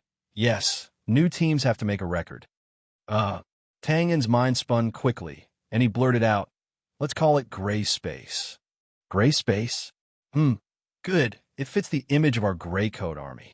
Lotia read the name and nodded to show her approval. No wonder it sounded so familiar. Tang Yin smacked his lips and came back to his senses. Who was the one who sang this song? To be continued. If you like this work, you are welcome to come to Chidian. Come to vote for me. Your support is my biggest motivation. Chapter 162. The next morning in the valley. Other than those who liked to wander around at night, the civilians were always the first to wake up. However, when the members of the Gray Coat Army woke up to train, they found that someone had already woken up before them. Well, the wooden signs on the roadside every 100 meters could prove it. When did this appear? There are words on it. What does it say? Obviously, not all the civilians could read. Let me see. A young man squeezed in and glanced at the wooden sign. Oh, what's wrong? Hurry up and read it. Well, do you want to steal important information from a heavily guarded place? Do you want to take the head of the enemy's commander in the midst of thousands of soldiers? Do you want to be a night specter that will strike fear into the hearts of your enemies? Do you want to be a hero that will be admired by everyone? Come, Leader Rose's new Gray Space welcomes you. Here, you could do all of the above and gain glory. Registration address. Open space in the west of the valley. Places are limited. Hurry up if you want to register. Everyone looked at each other, stunned by the words on the wooden sign. Boss, Tang Yin set up the table and sat down. The words on the wooden sign. Can we do it? David put a wooden sign on the table and asked hesitantly. How would I know? Tang Yin nonchalantly adjusted the small sign with the Gray Space sign-up area written on it. David and Michaud were a little confused. It's an advertisement. If you don't make it sound cool. Okay. When someone comes, David, you'll be in charge of arm wrestling. Michaud, you'll be in charge of speed testing. Well, don't go all out. Okay. After the conversation with Leader Rosa last night, Tang Yin was finally allowed to establish his own team. It was a taboo to let a newcomer gather strength. Tang Yin knew that this should be the reward for his previous series of contributions. As for Rosa saying that the team would be directly under her, on one hand, it was to give Tang Yin face. On the other hand, she wanted to control the team. Originally, the members of this team were assigned directly. They were all transferred from the scout team. However, Tang Yin refused. What he needed was not an excellent scout, but a blank piece of paper that he had instilled with the killer's consciousness. It had to be said that this novel advertising model attracted a lot of people. Gradually, Some people walked to the wooden table. Of course, Tang didn't accept just anyone. Those who had the advantage in strength could go to arm wrestle with David, and those who had the advantage in speed could go to Michaud.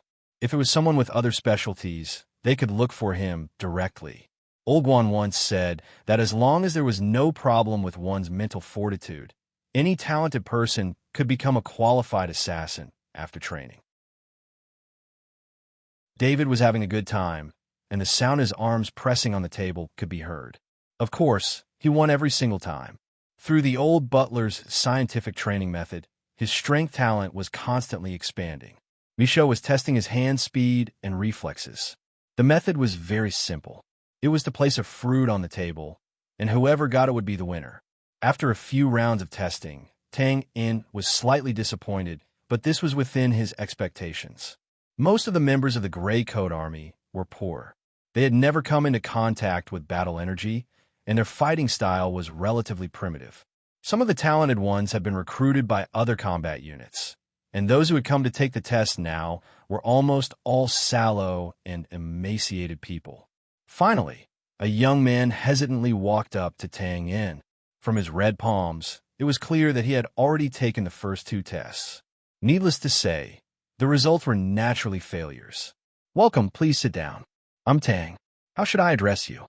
"Luke, why do you want to join the Gray Space?" "Well, I joined the scout team, but they didn't want me." Did he have to be so frank? Tang In rubbed his nose. "Why? There has to be a reason why they didn't want you to join, right?" Luke hesitated for a moment. "I don't have a good sense of direction. I don't remember the way." Tang In rubbed his forehead. "How dare you join the scout team with a poor sense of direction? It would be a miracle if they wanted you, but I have a specialty. I'm very accurate when it comes to throwing things. Really, I used to herd sheep when I was a kid. Whenever a sheep ran out, I could throw it back. I really want to join the army to kill enemies." Seeing Tang Un's expression, Luke knew that there was no hope for him to join. He couldn't help but feel anxious and quickly spilled the beans on his specialty. "Accurate when it comes to throwing things," Tang In muttered thoughtfully, then bent down to pick up 2 stones from the ground. "I'll throw 1 stone out later, and you'll throw the other one. If you hit it, I'll let you join. How does that sound?" Okay. Luke nodded repeatedly, looking very confident. "Watch carefully." Tang In suddenly threw out a stone. Swoosh! The stone flew into the air at a visible speed. Luke gripped the stone tightly in his hand and stared fixedly at the sky. When the stone reached the top, it paused for a moment. Bang! In an instant, one of the stones hit him first. "Ha! I did it! Luke jumped up, his face red as he danced around. "Luke, welcome to the Gray Space. Well, I'll get you a bow and a set of throwing knives. You can practice with them in the future." After opening the door, people started to pass the test one after another. After all, Tang In didn't have high requirements. As long as someone was a bit special, they could join. In one morning, the Gray Space recruited 14 people. "What's your specialty?" "I keep track of things and calculate." "Oh, wait." Tang Un's expression changed, and he quickly said to the person next to him, "David, if someone comes looking for me later, tell them that I'm not here." After that, he crouched down and instantly hid under the table. In an instant, Josiah, who was biting his lip, and a young man in gray walked over with an embarrassed expression. Turning his head and looking around, Joshua asked with a sullen expression, "David, where's Dunn?" David scratched his head and said, "Boss said that he's not here." Michaud lowered his head. Bang! The table suddenly shook. Then Tang In, with one hand on his forehead and the other on his nose, stood up from under the table. Josiah pouted and said, "Tang, who said that I'm not here, David? You're usually honest. Why are you lying today?" Tang In said first. "Oh no." David looked a little aggrieved, but Michaud quickly covered his mouth. "Hey, it's Josiah. Why are you looking for me?" "Oh, right. I was just about to ask you for help," Tang In said seriously with a surprised expression. "Ask me for help?" Josiah blinked, a little confused. "Yes, sit down." Tang In pulled over a chair and said, "You know, I've always wanted to form a team. Now, I need all kinds of talents. You're a magician. Sit here and let me test you to see if there's anyone here who's talented." "Oh." Josiah nodded and sat behind the table. Tang In wiped the sweat off his forehead.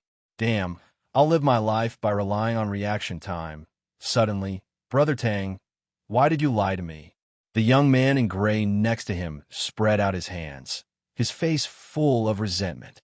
By the way, I almost forgot. Tang, how can you let people call me a beauty? Am I that narcissistic? Josiah came back to his senses and looked up at Tang In. This. Hey, the weather is good today. Ha ha. To be continued. If you like this work, you're welcome to come to Chidian. Come to vote for me. Your support is my biggest motivation. Chapter 163. The recruitment process lasted for a whole day, and in the end, a total of 33 people were selected. This could be regarded as the tallest among the shorties, so none of them were more talented than David and Michaud. In addition, inviting Josiah to take the test was purely an accident, so there was no surprise in the end. Even so, Tang In was very satisfied with the result. These people were almost like blank pieces of paper. As long as they persevered, Tang In was confident that he could train them. By the time the recruitment was over, it was almost evening. Tang In only told them to gather here at 5 o'clock in the morning and dismiss them on the spot.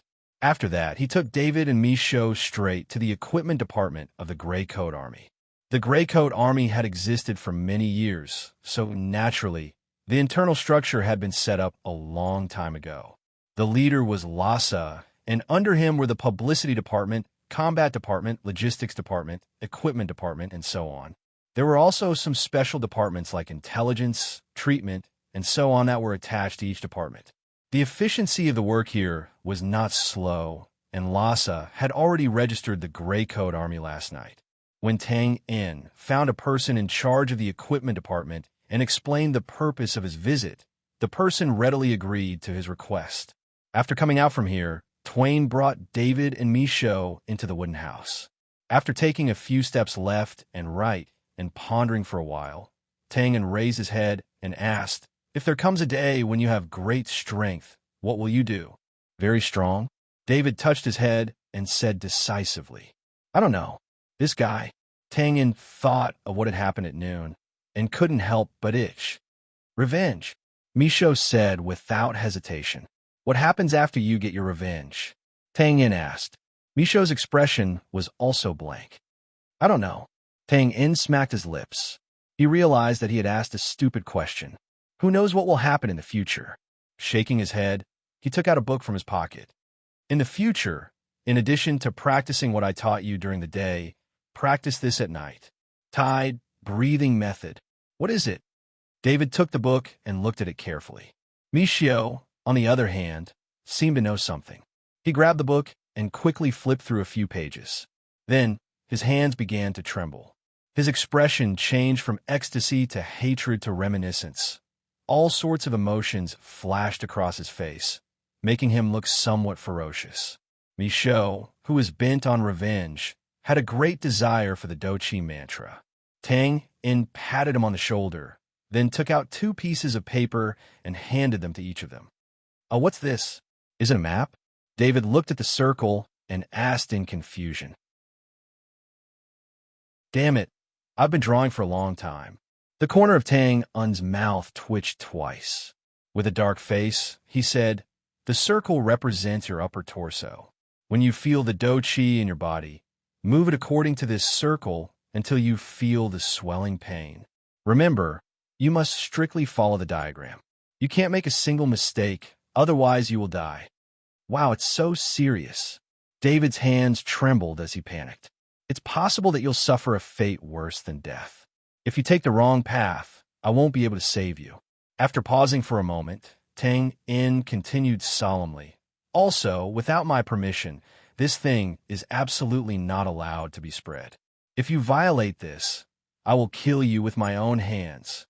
At this point, as if a cold wind had entered the house, the temperature suddenly dropped. Both David and Michaud shuddered, then nodded in agreement. "Well, that's enough. You can go back and cultivate." Seeing David and Michaud leave the wooden house, Tang In sighed in his heart. He didn't know whether this was the right decision or not. It was imperative that the Gray Spaces team grow stronger. David and Michaud were the first to follow him, and they were the most talented. They would inevitably be his right-hand men in the future, so their strength naturally couldn't be too low. Tang and let out a long breath and entered the system space. It was useless to think too much about the future. Early in the morning, the sky was slightly bright. Tap, tap, tap, huff, huff, huff. Speed up. Maintain the rhythm of your breathing. Mother asterisk cur, are you a turtle? Faster, faster, faster. Early in the morning, the Gray Coat Army was surprised to find dozens of people running out of the valley in the morning fog. Their figures were very bloated, and none of them were fast. There was also a figure with a wooden stick running behind them. Once someone slowed down, the wooden stick would hit them without hesitation. What are they doing? Are they practicing? The combatants of the Gray Coat Army also had military drills every morning, and most of the content was slashing and chopping. It should be. They seem to be people from the Gray Space. Didn't they recruit all day yesterday? Why are they only here? Hey, they said it was a test. Those who don't pass can't enter. Isn't this a joke? What can these people do? Is that Luke, who's a road idiot? They want such a person? Hey, isn't that the fatty who always brags about how good he is at counting? Haha, this person recruited. Yeah, look at them. They don't even have the strength to run. They're very slow. Are they running with something on their backs? It's a rock. I saw them knock the rock into that strange bag this morning. It must be dozens of kilograms. Is it useful to train like this? Who knows? The team that caused a lot of discussion was indeed Tang In and his Gray Space members. Last night, Tang In had asked the equipment department to sew the kind of backpack. This thing was made of rough cloth and twine. It was ugly and had holes in its appearance. The only advantage was that it was sturdy and it was just right for carrying large rocks. Tang In was very proud of this invention, but the dozens of members obviously didn't think so. At this moment, they only felt like they were carrying a mountain on their backs. Their throats were about to smoke, and their legs were as heavy as lead. Moreover, they couldn't be distracted at this time. If they were distracted, they might be knocked down by the backpack behind them. At that time, the wooden stick would follow them like a shadow. Torture. Except for David and Michaud, who were running in front, everyone was holding back a ball of fire in their hearts. But looking at Tang In, who was also carrying a big backpack, they couldn't say anything. After all, the weight in that backpack was several times more than theirs. Hurry, hurry, hurry. Don't think that you can join the Gray Space just because you passed the test. I don't want that many people. If a coward gives up, I'll be happy to let him go. Now tell me loudly, has anyone given up? No, I can't hear you. Even the girls' voices are louder than yours. Has anyone given up? No. Hysterical roars came out. TSK, TSK, very good. You're full of energy. Then add another 2 miles. There was a lake about a dozen miles to the east of the valley. After running here, Tang In announced a temporary rest. Wails mixed with relief rang out continuously. Everyone fell to the ground without hesitation. Because they had backpacks with large stones on them, they all looked like turtles that had their shells flipped over. But even so, they felt that this was the most comfortable bed they had ever slept on since they were born. They rested for about 15 minutes. Now untie the backpack. Tang In's order came. Wise. Everyone was so excited that tears streamed down their faces. This thing is not something that can be carried by humans. Everyone struggled to free their aching shoulders from the coarse cloth and suddenly felt their bodies relax. Now, take off your clothes, jump into the river, and swim to the other side. Everyone was stunned. Some people couldn't help but pick their ears. Did I hear wrong? Swim now? It's winter. Won't you freeze to death? Hurry, hurry, I don't want to repeat myself. Now swim to the other side. Tang In's roar came again. Now, no one felt that Tang In was wise anymore. He was simply a demon through and through. Bang, bang, roar. Yes, water splashed everywhere. David and Michaud jumped into the cold lake at the same time. They shivered, then stretched out their arms and swam to the other side. What are you waiting for? If you don't jump now, You'll all be considered as giving up. Remember, I don't want cowards. Everyone looked at each other and swallowed their saliva as they looked at the lake. There was a shrill scream, and then Luke took off his clothes and fell into the river. Then the screams grew louder. With one person taking the lead, the rest was easy. Amidst all kinds of screams to cheer themselves on, one figure after another jumped into the river. The lake instantly became quite lively, and the early water birds flapped their wings and flew away. Obviously, the high decibels here scared them. Tang frowned, because there was still one person on the shore. Tang had some impression of this person. His name was Harry, and his specialty was that he was quick-witted. Regardless of whether it was his memory or his logic, he was very good. An efficient team naturally needed someone who could come up with ideas and commands. So, even though he was fat, Tang still let him join. "Why aren't you jumping? Are you giving up?" "No," Harry said with a sad face. "I can't swim." Stunned for a moment, Tang then said with a smile, "Then congratulations." "Huh?" Harry rolled his eyes and said in delight, "Are you saying that I don't have to go down anymore?" "What I mean is, congratulations on learning how to swim." As soon as he said that, bang! There was a scream as the fat Harry was kicked into the river by Tang. Then there was another earth-shattering howl as Harry struggled in the water and tried to swim to the shore. But halfway through, he saw Tang standing on a shore with his arms crossed and a smile, and couldn't help but shiver again. Then he gritted his teeth helplessly and swam to the other side. "You're still too inexperienced to play tricks in front of me." In the next 4 days, Tang led the dozens of people through all kinds of training. In the morning, they did physical training, and in the afternoon, they taught survival knowledge in the wild.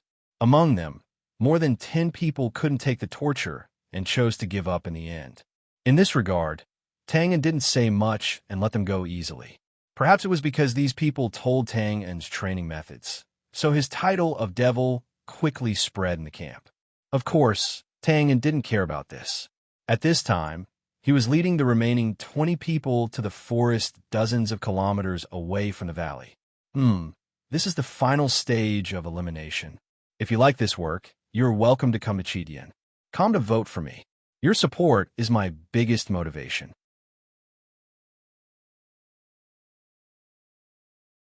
Chapter 164. After the Gray Coat Army chose to set up camp in the valley, the surrounding terrain of dozens of kilometers was naturally investigated. Tang borrowed the information and finally found the forest in front of him. Compared to the forest that were easily tens of thousands of square miles, this one was not big, but it was enough for training. A pile of daggers, short swords, and a cylindrical object were thrown in front of everyone. Each of you pick one. 3 days later, at this time, I'll be waiting for you on the other side of the forest. Well, I pray that you have listened carefully to the wilderness survival methods I taught you a few days ago. This training is life-threatening. It is not too late to quit now. If you can't hold on halfway, you can light the signal cylinder. Of course, this means that you are eliminated. The so-called signal cylinder was similar to the colored signal flares used by the Brand military. Of course, the Gray Coat Army was not so advanced. These signal cylinders were not alchemy products, but rough handmade products. After being lit, the plants inside would slowly float with colored smoke. After a few days of training, everyone knew that there was no reason to reason with Tang, so they silently picked up a short sword and a signal cylinder. As for giving up, what a joke. All the suffering they suffered a few days ago would have been in vain. Very good. Your courage is commendable. Tang clapped his hands twice and smiled. Finally, a friendly reminder. Those with the spine up are all edible. Let's go. Those with the spine up are all edible. Everyone was shocked by this sentence, then turned around and went into the forest. David, Michaud, you have to work hard these few days. Patrol the north and south of the forest. There are always some people who think they are smart and want to cheat. Hearing the order, David and Michaud nodded and left along the periphery of the forest. Tang, is this a good idea? Can I hold on? Josiah, who was wearing a white robe, came over with a look of pity. After hearing Tang En's plan yesterday, she insisted on bringing a team of healers with her. Josiah now often followed Rosa around, so he still had this kind of power. Don't look down on people. Besides, have you forgotten? You stayed in the forest for more than 10 days before. That's different. After a moment of shock, Josiah looked at the jungle in front of him and said worriedly, "We had many people together at that time, and we could encourage each other. They're all alone now. It's too dangerous." Danger? They were considered lucky. If the old housekeeper was here, it would be considered lucky if one or two of them could survive. Tang shook his head. They have to get used to being alone. How can they not be cruel to themselves when they want to kill people? Besides, if the people I nurtured were to be chopped up like vegetables, that would be a disgrace. After a pause, he continued, All right, let's go to the other side of the forest. TSK. I'll show you my ability to build a house on a tree." On a tree? Of course. How else would I be able to see if someone didn't release smoke? Those who had never been alone in the jungle would never know the difficulties inside. It was a kind of hopeless despair that made people feel helpless. In a dark environment where danger lurked everywhere, you had to be alert at all times. First of all, there was the water source.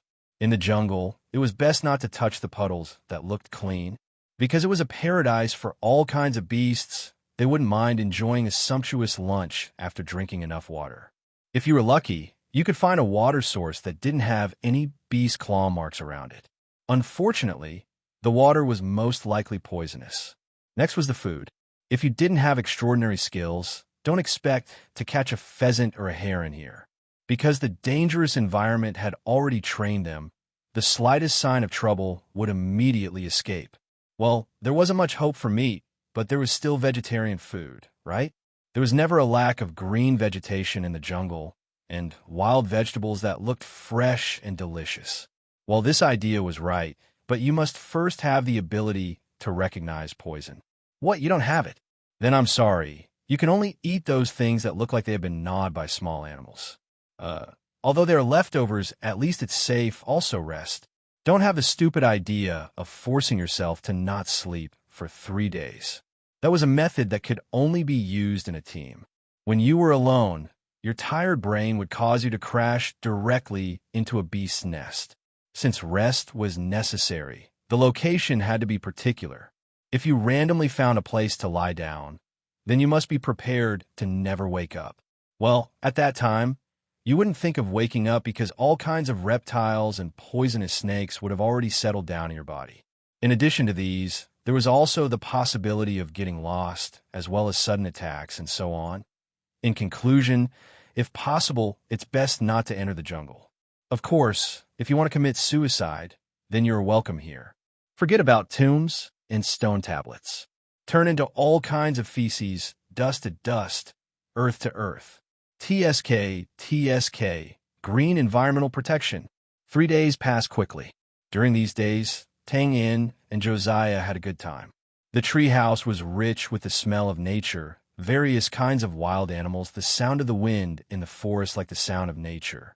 Everything made people forget about home. The so-called outing was nothing more than this. Josiah grew up in an aristocratic environment. Although he yearned for freedom in his heart, he had never really experienced this. After joining the Gray Coat Army, he was busy running from place to place. Now that he suddenly felt the charm of nature, everything felt new and interesting. It's so comfortable. Well, if one day the reform is successful, I will definitely choose to live such a life. Facing the early morning sun, Josiah stretched his back and sighed. The faint red light, the gentle night breeze, and the exquisite curves made her look like the goddess of dawn at this moment. Josiah, your dream will come true. With a slightly magnetic voice, the handsome Borg walked over from behind and smiled. Half a day after the members of the Gray Space entered the jungle, Borg followed them. The reason was to see Tang En's training method. Well, definitely. Josiah clenched his fist and waved at the rising sun. Just as Borg was about to say something, Josiah's eyes suddenly lit up, and he pointed at the jungle. Look, there's someone. Uh, Ford turned his head and looked. Indeed, a ragged figure stumbled out of the bushes, splitting them apart and running out from inside. When he saw the camp, he suddenly knelt on the ground and covered his face with his hands. He seemed to be crying tears of joy. Tang! Someone came out. Josiah turned back and cheered. I see it. Tang, and pinched the bridge of his nose and jumped down from the treehouse. Last night, there were smoke signals coming out of several places. He ran back and forth for half the night. So naturally, he was not in good spirits. Then, the well-prepared treatment team carried the person on a stretcher.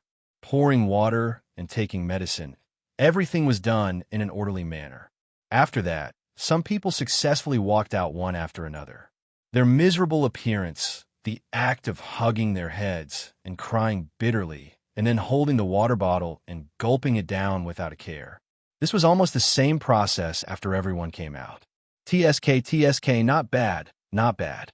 Tang looked at the circle of members who looked like beggars and counted with a smile. 8 came out, 9 were eliminated. Well, there are still 3 who haven't come out. As the sun gradually rose, 2 more members walked out from inside. However, when it was almost noon, the last person still did not come out. Who's the other one? Michaud looked at the crowd and frowned. There's also Luke. Luke, that idiot? Tang, and opened his mouth and then held his forehead.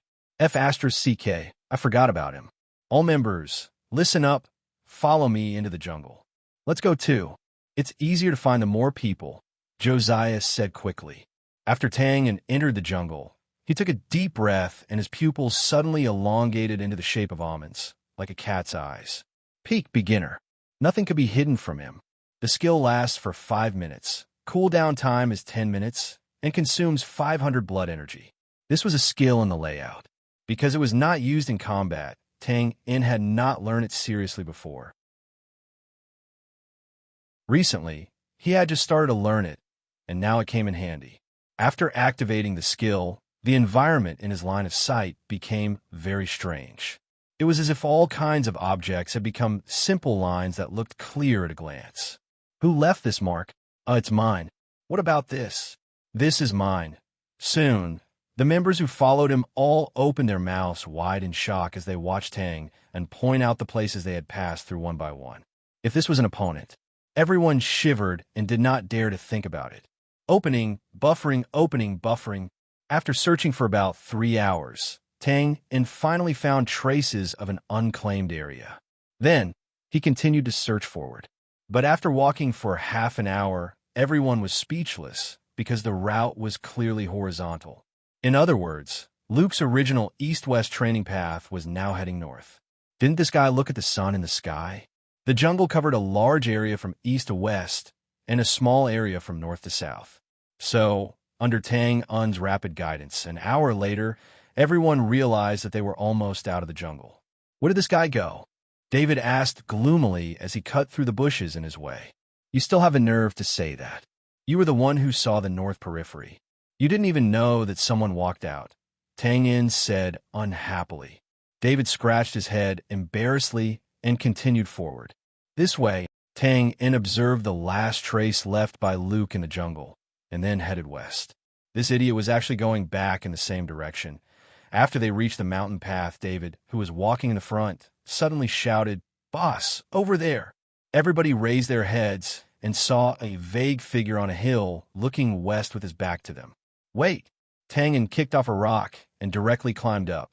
Everybody watched as the figure quickly rose up. Any protruding point on the hill became a target for him to use as he dodged, turned, leapt, and moved. He did a series of movements with ease, and it was very enjoyable to watch. Will we be like this in the future? The thought suddenly popped into everybody's minds, and they were immediately filled with passion. Tang did not know what kind of shock his unconscious actions would bring to others. A few minutes later, he successfully reached the top of the hill. At that moment, Luke still didn't seem to feel anything. He was lying behind a huge rock and looking outside in a daze. Tang frowned and walked up behind him. He was about to give him a knock on the head when he was suddenly stunned. Looking past the huge rock, he saw a black mass of people in green armor in the distance. They were orderly in a square formation that stretched for several kilometers.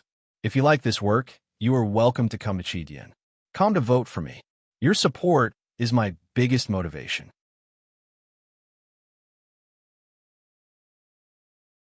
Chapter 165. Although they were looking from afar, the army's murderous aura was already close to them. Everyone crouched behind the boulder and looked at the majestic scene in front of them. They couldn't help but hold their breaths. This was the unique deterrence of an army. In front of such power, a single person seemed extremely small. Why do these people look a little familiar? At this moment, only David was still observing as if nothing had happened. Phew! Coming back to his senses, Borg let out a long breath. His expression was terrible. The Gray Flame Army. Josiah also recalled that the style of armor of the soldiers in front of them was the same as the group of spearmen that they met when they rescued Mutuo's team. Oh, it's them, David suddenly realized. He stretched his head. How many people are there? About 5,000 now. The mountain behind blocked them, so I can't see clearly. Borg was good at military affairs and was naturally good at measuring the number of soldiers. However, this Gray Flame Army was really huge. After many turns on a mountain path, they were still blocked. Wow, so many. What are they doing here? David asked after a moment of shock. Borg opened his mouth and was speechless. Weren't they obviously here for the Gray Coat Army? Otherwise, with so many soldiers covered in dust, could it be that they were taking a stroll after a meal? That's strange. How did they know our location? There's so many soldiers. We're going to fight again. I wonder what Leader Luosa and the rest will do. Josiah looked worried. Our location will be exposed sooner or later, Borg comforted. Josiah, don't worry. There will be a way. Besides, now that we know their location, we can at least gain the upper hand. Yes, I hope so. David, who was watching them talk, suddenly slapped his thigh. I know. The two of them looked back. These soldiers are here for the Gray Coat Army. David looked very anxious. Boss is back. Now, the members of the Gray Space basically addressed Tang in the way David did. On the other side, Tang In, who was climbing the mountain, threw a soldier in light leather armor to the ground. As the army advanced, there were naturally scattered scouts in front of them to scout the way. Since they had bumped into each other, Tang In and the others naturally would not turn around and leave. They had to catch someone to collect some information. Josiah, you take the healers and leave first. Okay, you guys stay here, Tang In said as he pointed at the members who had passed the test. Josiah was a little confused, but he still left with his men. However, the mountaintop was only so big. Following the wind, she could still vaguely hear some words such as explanation and means. Then, there were some strange noises like the buzzing of a mouse in a can of oil. It did not take long. After about 10 minutes, Tang In waved for them to come over. When they got closer, they heard Tang In say, Hey, why is Brother Borg here too? Didn't you go over just now? Oh, that. Borg's face was pale, and his expression was rather complicated. He swallowed a few times, but still couldn't finish his sentence. Next to him, the members of the Gray Space were also in a daze. Their eyes were unfocused. Tang, what's wrong with them? Josiah blinked and asked after looking around. Tang In spread his hands and smiled. It's nothing. I chatted with the scout just now. They might have been frightened by what I said. Chatted for a while? Everybody tried hard to suppress the churning in their stomachs. Was it a chat? The first thing he did was to stuff her mouth shut and then show her all kinds of organs. Frightened? Is it serious? Josiah asked nervously, his eyes wide. Yes. It's not good. There are almost 10,000 soldiers of the Blue Flame Legion over there. Let's go back and tell the chief and the others. Tang In led the way down the mountain. Then, as if he thought of something, he turned around and said, You, the one with no sense of direction. Yes, you. Go and take back the scout's equipment. Me. Luke pointed at himself, his lips trembling. Everybody looked at this unlucky guy with my condolences, brother. Take it back, and the equipment is yours. Why, you don't want to? I do. Luke's sense of direction was a little bad, but he wasn't stupid. He quickly realized what Tang In meant. Tang and wanted to take him into the gray space. Tang and didn't get much information from a scout. It wasn't that he didn't interrogate properly, but that the scout had limited information to begin with. Fortunately, the Blue Flame Legion was still some distance away. Tang Yin and the others quickly went down the mountain and ran straight through the forest toward the valley. They finally returned to the valley in the evening. At the moment, there were many carriages blocking the entrance of the valley. It seemed that something was being transported in. An old man was giving orders nonstop. Father, you're back?" A joyful voice called out. "HM? Oh, it's Borg." The neatly dressed old man with curly hair turned around and waved when he saw Borg, who had escaped from the crowd. "The flower can't be placed in a damp place. Remember to use some wooden boards to separate it." "Yes, Minister." After a few more instructions, the curly-haired old man finally had time. He turned around and saw that everyone was sweating profusely. Puzzled, he asked, "What's going on?" "Father, bad news." Borg stepped forward and whispered into his father's ear. "Really?" The curly-haired old man was stunned and frowned. After a few breaths, his expression returned to normal. He looked at everyone and asked, "These are—" "Oh, let me introduce them. Josiah, this is my father. Father, this is Magician Josiah, and this is Brother Tang and his subordinates. Josiah sends his greetings." "You must be Minister Bosco. I've heard about you from Chief Lhasa." Josiah bowed. "Hello, Minister Bosco." Tang Un and the members of the Gray Space greeted him. When Tang In had just joined the Gray Coat Army, he had heard from others that Borg's family had been suppressed after committing a crime and rebelling, and then collectively joined the Gray Coat Army. Obviously, the old man in front of him was the former Viscount Bosco. "Well, hello." Bosco returned a simple greeting and then nodded. "It's nice to meet you all. You've done a great job today. Let's go and meet Chief Lhasa first." This old man Bosco seemed to be very swift and decisive. After a simple introduction, he led everyone straight to Lhasa's house. On the way, he did not forget to send someone to invite old General Meng and a few other important people.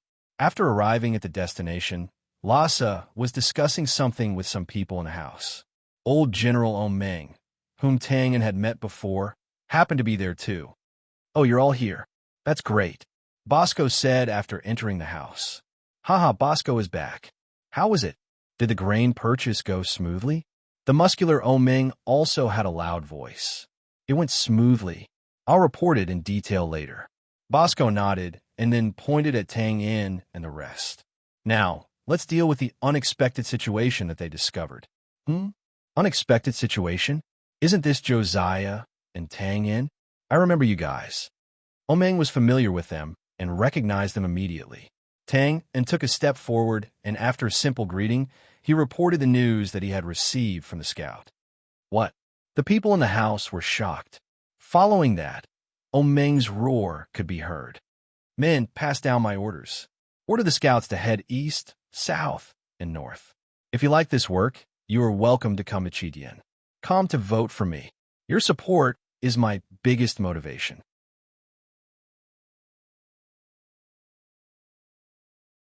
Chapter 166. Michaud, go get the light leather armor we seized earlier and distribute it to everyone. David, go find Aaron and see if he can get a few sets of armor and a dozen shields. Do you have any family members here? None? Okay, go back and pack up. Gather here later. With such an emergency military situation, the leaders of the Gray Coat Army naturally had to discuss it. Tang In and the others could not participate in such a meeting, so they left after reporting the news. After that, he instructed David and Michaud to make all kinds of preparations. Tang did not want the newly formed Gray Space to die so early. The current situation was unclear, and it was hard to say if these preparations would be useful. But no matter what, they had to do something to make people feel at ease. After waving his hand to dismiss everyone, Tang In looked at the lively and peaceful valley and let out a long breath. It was not easy to rebel. This place would probably not be like this soon. At night, the sound of galloping horses could be heard in the valley from time to time.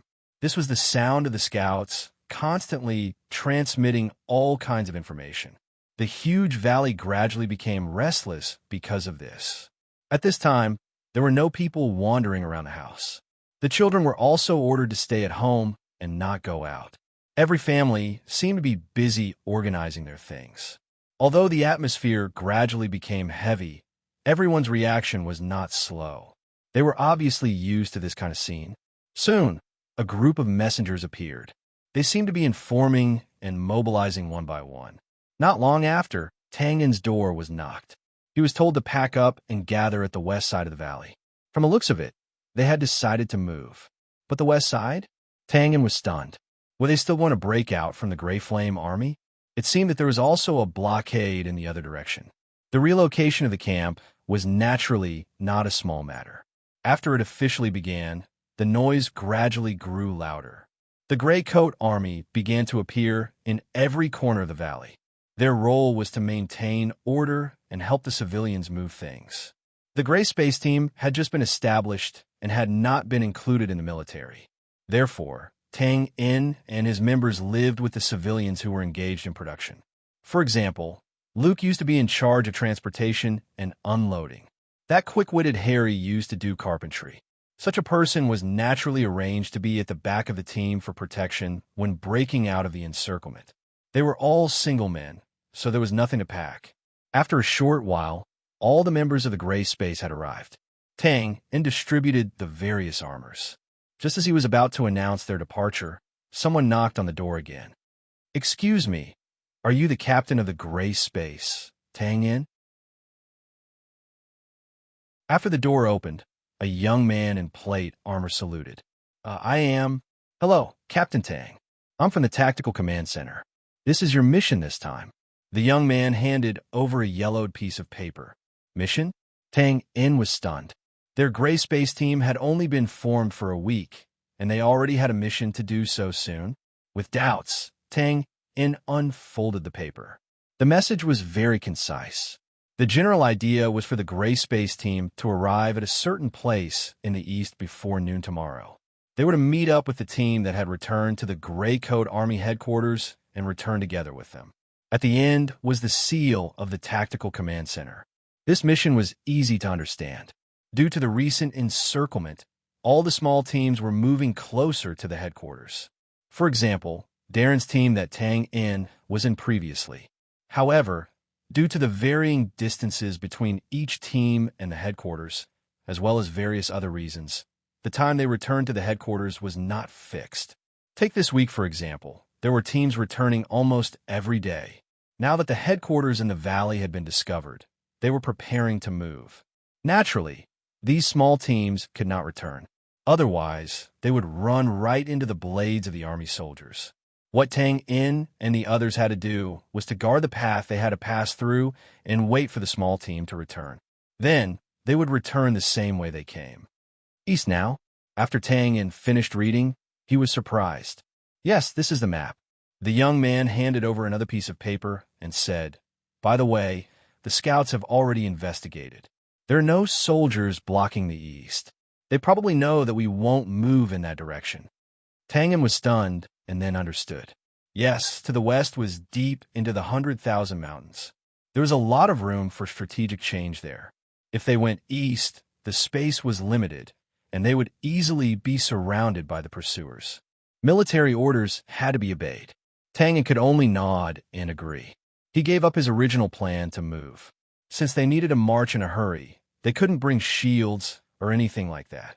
After tidying up their equipment, Tang Yin and the members of the Gray Space set off. At this time, the entrance of the valley was already under martial law. However, when Tang Yin showed the mission paper with the Tactical Command Center seal, they were quickly let go. Then, the group disappeared into the night in the east. At the entrance of the valley, two figures walked out. "Uncle, shouldn't you be very busy now? Why did you pull me here?" Board was confused. "Look, do you know them?" A middle-aged man pointed into the distance. Borg narrowed his eyes and said in surprise, "That's Tang Yin and his Gray Space members? Yeah, why are they going out at this time?" They're going out to meet up with the small team that arrived later. The middle-aged man smiled with his hands behind his back.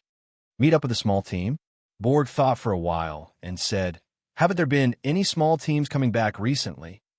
When the small teams returned, they would go to the intelligence agency in the nearby city to ask for the headquarters address. At this time, the intelligence agency would send people back to the headquarters, and they would be ready to meet up with them. For example, when they came back together, the old General Omeng had already come out more than 10 miles in advance to greet them. The middle-aged man said in a relaxed tone, if I say there is, then there is. Uncle knows what you're thinking. You can focus on pursuing Josiah in the future. Borg's expression suddenly froze. His hidden thoughts were suddenly exposed, and he seemed to be a little flustered. Don't say there isn't. Although you haven't been back to the headquarters for long, you've used the excuse of going to the publicity department many times. A few days ago, you even went to someone's training camp. Well, if it's an ordinary girl, I won't help you. However, this Josiah is a magician. Maybe the opportunity for our family to rise in the future lies with her. Borg was silent. Then, he seemed to have thought of something, and his face was shocked. Uncle, you sent a fake order to Tang in? No, the order is naturally real. It has my seal and the command center on it. Well, it's just a mistake. It's a little chaotic tonight, so it's reasonable to send the wrong order. After a pause, the middle-aged man said calmly, if this Tang something can come back, I'll apologize to him. If he can't come back, Borg licked his lips. Will he die? Not tonight, but he'll probably die tomorrow night, the middle-aged man said casually. You're also from a tactical department. You should know that we're surrounded by soldiers in the west, south, and north, but not in the east. This is a typical situation where they want to chase us to the east. However, the people of the 3 major legions have underestimated our strength. When we force our way out from the west tonight, the east will become an important logistical route for them to pursue us. After a pause, the middle-aged man continued. By then, the defense there will be tight, and it'll be time for them to die. Borg looked into the distance blankly. At this time, Tang In and the others had already disappeared. His expression changed a few times, and he bowed. Thank you, Uncle. The middle-aged man shook his head with a smile. No need to thank me. You should think of a way to get Josiah. Unfortunately, she's very liked by Luosa now, so some methods can't be used easily. Uncle, I'll use my ability to get her. Borg seemed to be a little disgusted by this method. Well, that's good, the middle-aged man said noncommittally. Then, he said, oh, your father is back. Don't tell him about this. Otherwise, he'll blame me for acting on my own. Okay, got it. All right, let's go back. The breakout is about to begin. If you like this work, you're welcome to come to Chidian. Come to vote. Your support is my biggest motivation.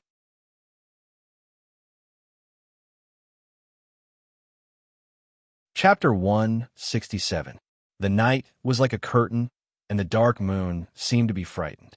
It hid behind the dark clouds and peaked at the boundary of 100,000 mountains. On the rugged mountain road, densely packed dots like ants moved forward, zooming in soldiers wrapped in cold iron, orderly phalanxes, and endless troops. The atmosphere was as cold as ice, and killing intent filled the air. The biting cold wind blew the war flag, the sound of firecrackers, and the purple star symbol was faintly discernible. Without a doubt, this was the army of 100 victories, the Zichen Legion. Brigadier General, speed is the most important thing in war. Now that the enemy is in front, why don't we rush to catch the enemy off guard? In the middle of the army, a large group of people riding horses moved slowly. Lair, who was walking in front, was expressionless. The military academy students behind him were quite excited after they finished speaking. This was also imaginable. They had been in the Zichen Legion for more than a month, but they had never seen a real battle. It was not easy to be sent to the combat force to watch the encirclement and suppression, but in more than 10 days, in order to explore the position of the enemy's main force, they did not even fight a small battle. Now that they knew that the enemy was in front of them and that the battle was about to start, how could they not be excited? The middle-aged brigadier general shook his head and chuckled. Ha! Soldiers are impermanent, and water is impermanent. War is not a deduction on the map. Speed is the most important thing in war, but it has to be based on the specific situation. Although we are only a few dozen miles away from the enemy, the mountain road is very rugged and difficult to walk. If we blindly pursue speed, the soldiers will be exhausted when they reach there, and it will be easy for the enemy to easily defeat them. This was the truth. A few dozen miles away, unless they had cavalry in their hands, they could still try to rush. But in a mountain battle, no brainless commander would bring cavalry. If they crashed together and fell to their deaths, how could they talk about an attack? I understand. Thank you for your guidance, Brigadier General. The students suddenly understood and bowed in admiration. These are all military knowledge. It's enough that you know. The key is to learn and apply the knowledge in books. The middle-aged Brigadier General stroked his beard and laughed loudly. Of course, apart from these factors, the Brigadier General did not mention another important reason. Encirclement and suppression was a joint task of the 3 legions and the 4 suzerains. Now, in front of them was the Gray Coat Army, not the small detachment that could snatch credit from them. If they hurried over, they would easily become the primary target. In that case, the other people who arrived later would be able to profit with minimal losses. Naturally, he couldn't do such a thing that would only benefit others. Also, apart from paying attention to the marching speed, these soldiers, the middle-aged brigadier general, who liked to be a teacher, gave the students some pointers in order to gain the pleasure of being respected. Suddenly, tap, tap, tap, 2 fast horses galloped from the side of the group. It was obvious that these 2 people were expert horsemen at first glance. In such a small space, they still seemed to be able to handle it with ease. Scout, who's behind us? A student asked after taking a look. From their light leather armor, one could tell that both of them were scouts. The one in front was a scout from the Zichan Legion, but the one behind was not. That's a scout from the Tsang Yen Legion. The middle-aged brigadier general's expression suddenly turned ugly. The situation is not good. Soon, the scout arrived in front of Lei Fu. General, our legion was attacked by the enemy 1.5 hours ago. We are requesting reinforcements. Lei Fu frowned and waved his hand. Pass down the order. Hurry up. Pass down the order. The swordsman's camp will send reinforcements. The swordsman's camp was made up of light and heavy soldiers. In such a terrain, they were the fastest to advance. Lei Fu's plan was obvious. He hoped that the swordsman's camp would arrive quickly to help. Following which, the Zichan Legion's speed increased. All the soldiers trotted forward. The sound of armor shaking, the sound of weapons clashing. On the winding mountain road, it was as if a long snake was slithering forward. After 2 hours of rapid advance, the Zichan Legion arrived at the valley. At this moment, the valley was silent. Only the wooden houses that stood tall told everyone that a large group of people had once lived here. Tap, tap, tap, tap. Suddenly, the sound of hurried footsteps could be heard from the north of the valley. The soldiers of the Zichan Legion reacted quickly. Under the orders of their officers, they quickly spread out, raised their shields, raised their spears, and drew their bows. Rows of armored soldiers appeared from the north of the valley. Enemy attack. Alert! The soldiers who came out first were stunned when they saw such a large formation. They quickly raised their shields. Stop, don't hurt them. We are the Zichan Legion. Are you the Thunderbolts army? The officer in the front row had sharp eyes and shouted. They were wearing style armor and had surrounded them from the north. This was undoubtedly the Thunderbolts army. After the crisis was resolved, the troops regrouped. General Lei Fu, you also received General Gary's request for reinforcements? Baylor controlled his horse and led a group of cavalry over. Yes. Lei Fu nodded. Baylor slapped his leg armor. With General Gary's personality, this is not good. He didn't say it clearly, but everyone understood. If he wasn't forced, why would a northern gray wolf send reinforcements? Moreover, there was also the Zichan Legion that he didn't like. Go after them, Lei Fu said expressionlessly. This was something that couldn't be helped. In the current situation, they could only rush over and take a look. Thus, the Zechen Legion was in front and the Thunderbolt's army was behind. They quickly rushed towards the west. After about 2 hours, the sky had started to brighten. In a slightly open area, many soldiers were continuously cleaning up the mess on the ground. They moved the corpses, treated the injured, collected the weapons and armor. In the middle, a few people who looked like officers were pointing at a map and discussing something on a huge rock. Beside them, a general with a gloomy expression was listening to the soldiers' report. Suddenly, General Gary, "How is the situation?" The person hadn't arrived, but the voice was heard first. The muscular Baylor and Lei Fu rushed over with a large group of people. "How else could it be? We lost some people and let them break through," Gary said with a cold tone. He had just suffered a small defeat, so naturally, Gary was in a rather gloomy mood. Furthermore, he had originally come to surround them, but he didn't expect that they would be forcefully broken through in the end. This difference would make anyone unhappy. Damn it, they ran so fast. It can't be that someone leaked information, right? Baylor cursed. It's unlikely that they leaked information. Otherwise, they wouldn't even need to fight with me. At this point, a murderous look appeared on Gary's face. Those people from the Northern Intelligence Department deserve to die. What Gray Coat Army, including civilians and soldiers, have 20,000 people? Damn it, during the battle last night, they had at least 25,000 people who were pure fighters. Gary felt aggrieved. Last night, while the army was marching, he suddenly received an urgent report that the Gray Coat Army was breaking through towards him. Although he was a little surprised, he didn't think too much about it. If they came, so be it. With his 10,000 soldiers, how could he not defeat 10,000 civilians? However, when he found an open area to set up his battle formation, he started fighting with the Gray Coat Army. He was shocked to find that the enemy's numbers kept surging in like waves. 10,000, 20,000, 25,000. Attack, stalemate, defense, defeat. The scales of war kept tilting. In the end, if he didn't change his strategy in time, he might not be able to defeat the enemy no matter how many losses he suffered. So many? Baylor opened his mouth and said in shock, "It's not a mistake in the intelligence." At this moment, the silent Ralph suddenly spoke. "What do you mean, poker face? Are you saying that I misreported the number of people to cover up my mistake?"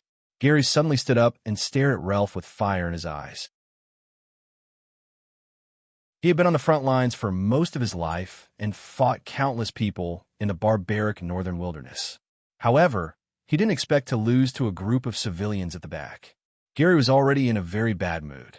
Now that he heard Ralph doubting the situation he saw with his own eyes, he finally exploded. He even called Poker Face a nickname that he usually only called in private.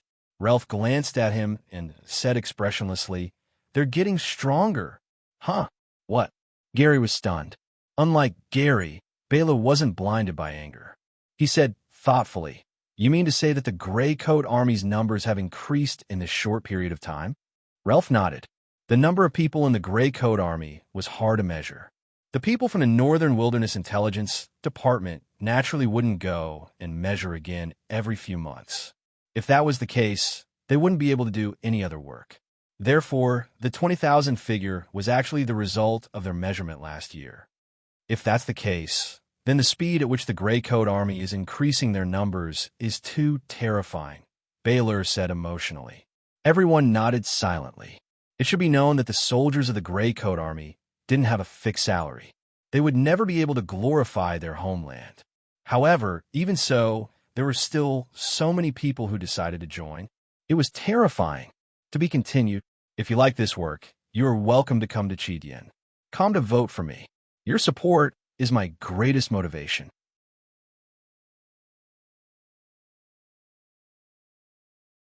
Chapter 168. 100,000 Mountains, Nameless Mountain Range. Although it was winter, today was a rare day of good weather. The cold wind wasn't strong, and the warm sun was lazy. "Boss, are we in the right place? Why isn't that squad here yet?" The dozen or so members of the Gray Space Team were lying on the back of the mountain. David looked impatiently at the sun that was about to reach their heads. Tang and rolled his eyes. Your boss isn't bad at directions. Let's wait and see. They had traveled all the way last night and finally arrived at this intersection the next morning. However, the squad still hadn't appeared. I wonder if HQ has broken through? David plucked a blade of grass and held it in his mouth as he spoke in boredom. Tang In said casually, it shouldn't be a problem. After all, before he could finish, Luke, who had been monitoring from the top of the mountain, suddenly turned around and said anxiously, Boss, someone's coming. Although Luke's sense of direction was terrible, his eyesight wasn't bad. This was probably because he had been practicing throwing since he was young. Hearing this, everyone quickly rushed forward. Sure enough, they could vaguely see black dots walking over from the mountains. Haha, they're finally here. David laughed and was about to stand up. Come, let's go. Get down.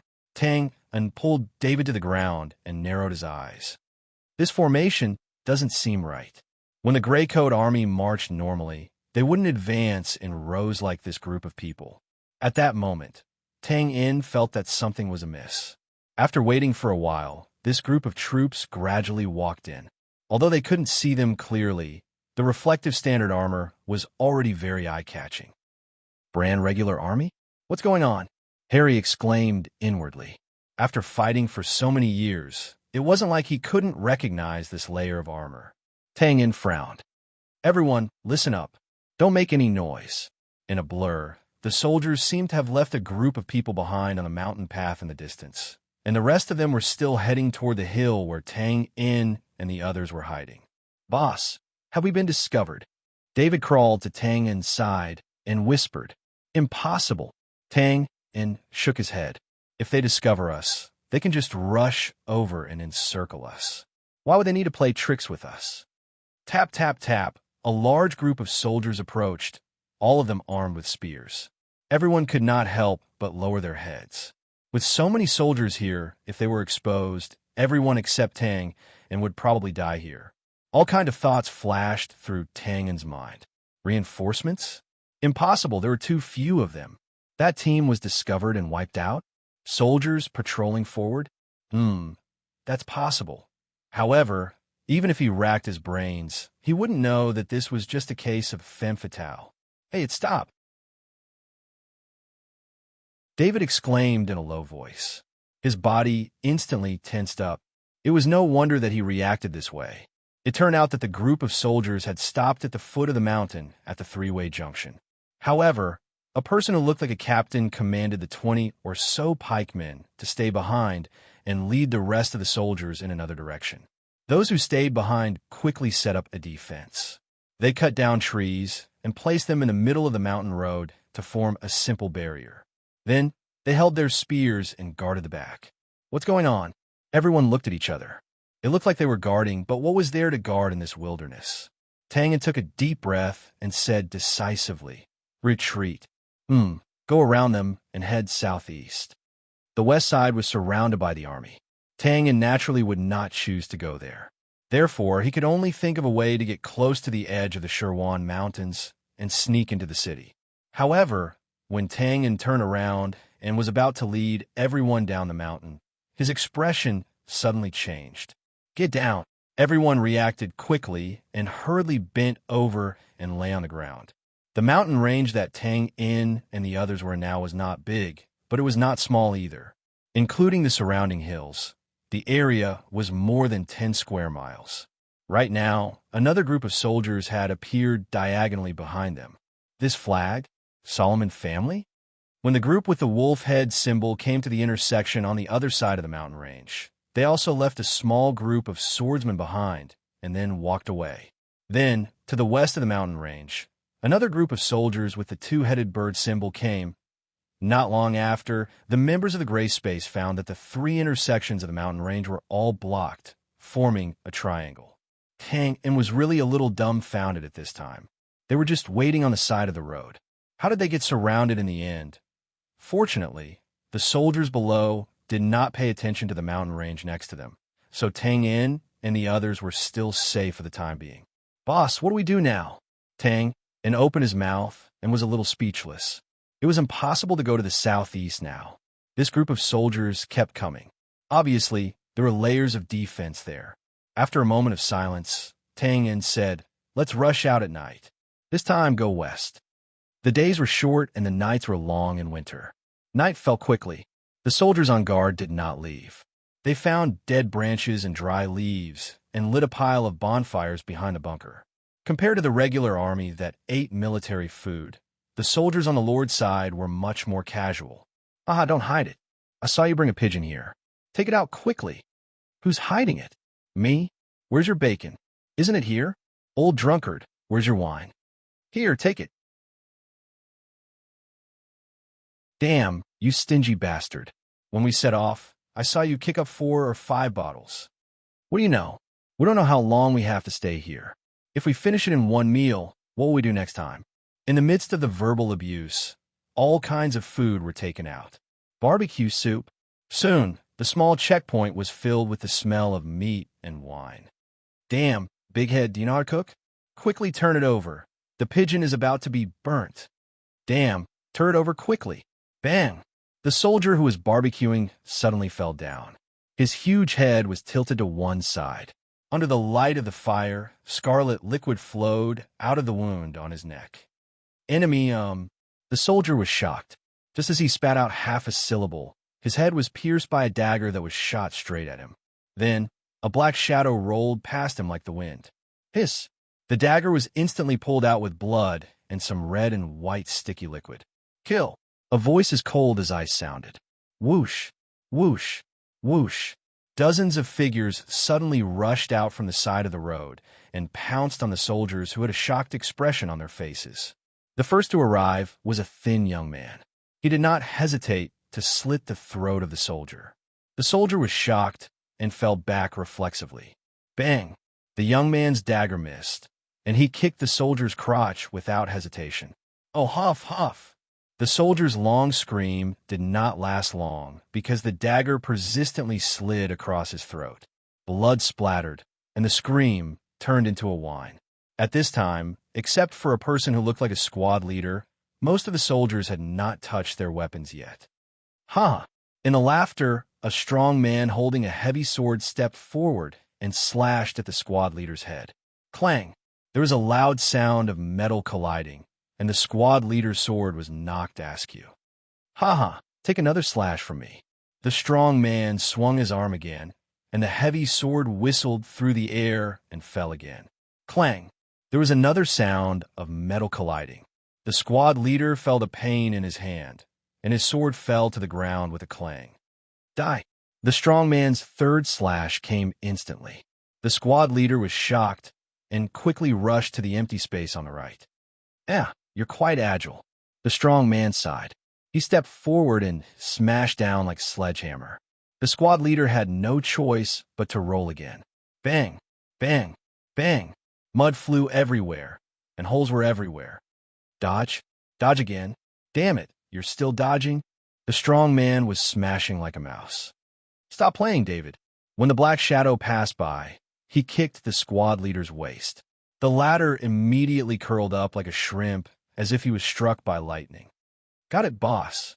The strong man took this opportunity and slashed the squad leader's chest. Bang! Although the squad leader was protected by plate armor, his body was still smashed. He spat out a mouthful of blood and remained motionless. There was no doubt that this group of sneak attackers was Tang Yin and the others. No one knew how long these soldiers would stay here. Most of the mountains were bare, and they couldn't stay here to eat rocks, so breaking out of the encirclement was out of the question. Tang Yin waved his hand and stabbed a dagger into the heart of a soldier through the plate armor. He pushed the dagger away and looked around. At this time, the soldiers had recovered from the panic of being ambushed, but most of them, who were prepared to enjoy a sumptuous dinner, put their weapons elsewhere. Now, facing these members of the gray space with short daggers barehanded, they were naturally powerless. However, although the situation was under control, Tang Yin frowned slightly.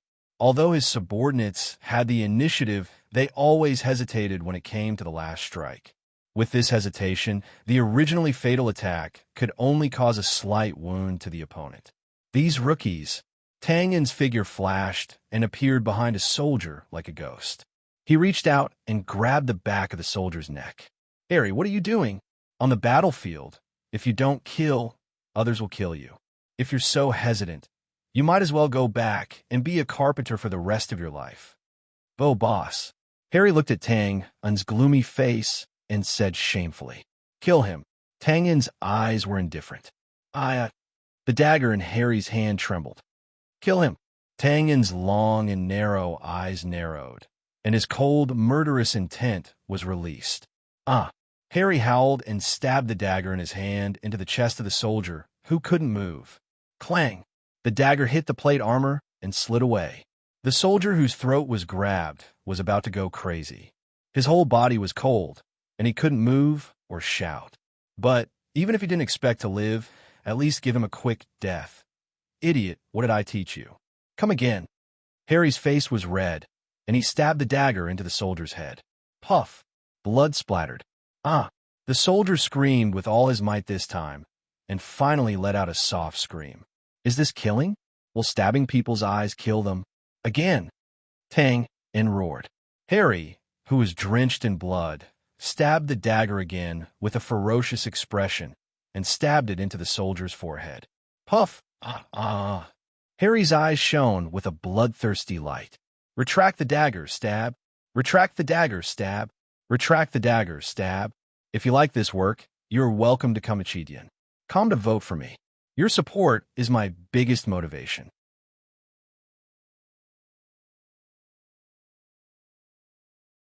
Chapter 169. Very good. Tang Yin threw away the body that was riddled with holes. Huff, huff. Harry panted heavily and grinned with an ugly smile. The commotion here wasn't small, and everyone naturally noticed it. The members of the gray space felt their hearts tighten. Those words were directed at Harry, but weren't they also directed at them? On the battlefield, if you didn't kill someone, you would be killed. This was a simple principle. At first, they thought that they could do it and thought that it would be easy. Killing someone was just like that. But when they really faced it, looking at the other party's body and struggling expression, not many people were born murderers, and the feeling of killing someone with their own hands wasn't good, but there was no need for them to dwell on it. At that moment, Tang Yin had already begun to control the next soldier. With his current strength, as long as these soldiers didn't appear in groups, it was easy for him to capture them. This time, he was facing Luke, and his close-range combat ability was still a little weak. When Tang Yin arrived, his dagger had already been taken away. He took the soldier's dagger and threw it to Luke, who had retreated a dozen steps. Stand there. Target's forehead. Throw. Luke raised the dagger hesitantly. Shaking his head, Tang Yin picked up the dagger and stuffed it into the soldier's hand. Kill him, and you can live. As soon as he said that, he let go and stepped back. The soldier opened his mouth and looked at the dagger in his hand. He then looked back at Tang Yin with an indifferent expression. Finally, he licked his lips and looked at Luke. Whether or not Tang Yin was telling the truth, he had no choice. Besides, no matter what, he could at least kill someone with him, right? He. The soldier grinned maliciously and slowly walked toward Luke. This was also a strategy. Under heavy pressure, the rookie soldier's limbs would go soft, and he wouldn't be able to attack. Unexpectedly, when Luke saw the approaching soldier, his hands trembled slightly, and he roared, "Kill!" He stepped forward and swung his arm. Whoosh! The dagger closed the distance of a dozen steps in the blink of an eye. Shocked, the soldier raised his dagger slightly, but there was no time to defend himself. His eyes lit up. The blade light was dazzling. F***CK. The corner of Tang Yin's mouth twitched. His right hand moved like a blur as he stretched out 2 fingers and caught the dagger that was coming straight for his glabella. How big of a grudge was that? Old. Luke's eyes were blank as he waved his arms in front of him. Stop talking. Focus. Again. Tang Yin flicked his wrist, and the dagger fell into Luke's hand. The soldier also came back to his senses. At this time, he did not dare to use any psychological tactics and quickly rushed forward. 8 steps, 7 steps, 6 steps. At that moment, Luke seemed to be overwhelmed. He took a step back and swallowed. Tang In frowned slightly. Rotten wood. In the end, could it not be carved? At this moment, kill. Luke suddenly took another step forward and swung his arm. Whoosh, ha, silly bird. The moment Luke swung his arm, the soldier covered his forehead with his left hand. 2 attacks in the same way. Did he think that I wouldn't be prepared? The soldier was covered in armor, and there weren't many places that could be attacked. As long as he protected his face, what could the weapon that had left his hand do to him? But as soon as he finished speaking, the soldier ran forward a few steps and rushed in front of Luke. His legs suddenly gave way, and he fell to his knees. The tip of the dagger behind his head was shocking. From this angle, the dagger had pierced through his mouth and through his entire head. Pa! Pa!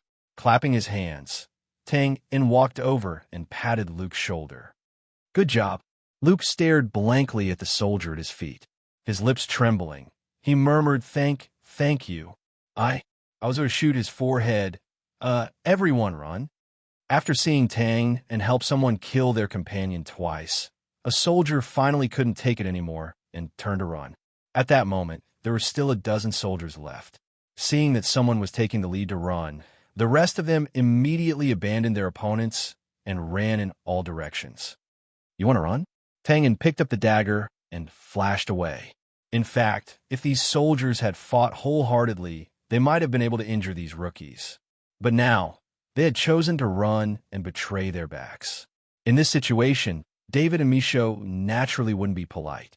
As they chased after the soldiers, their weapons quickly pierced through their hearts, heads, and other vital points. With their help, Tang In didn't have to chase too far before he easily killed the soldiers one by one. In the end, when he turned back, he was still carrying the 2 soldiers who had run the furthest. Of course, from the irregular and twisted legs, it was obvious that they couldn't run anymore. Bang! He threw them to the ground. I'll ask, you'll answer. Whoever answers faster, I'll give him a quick death. Why are you here this time? The 2 soldiers looked at each other and didn't answer. This was human nature. After all, they were going to die at the enemy's hands. Why would they answer a question? Tisk, tisk. You'd rather die than submit to me. Tang In smacked his lips. I hope you won't regret it later. After he finished speaking, a bloody aura appeared on his palms, and he pressed them on the soldiers' chests.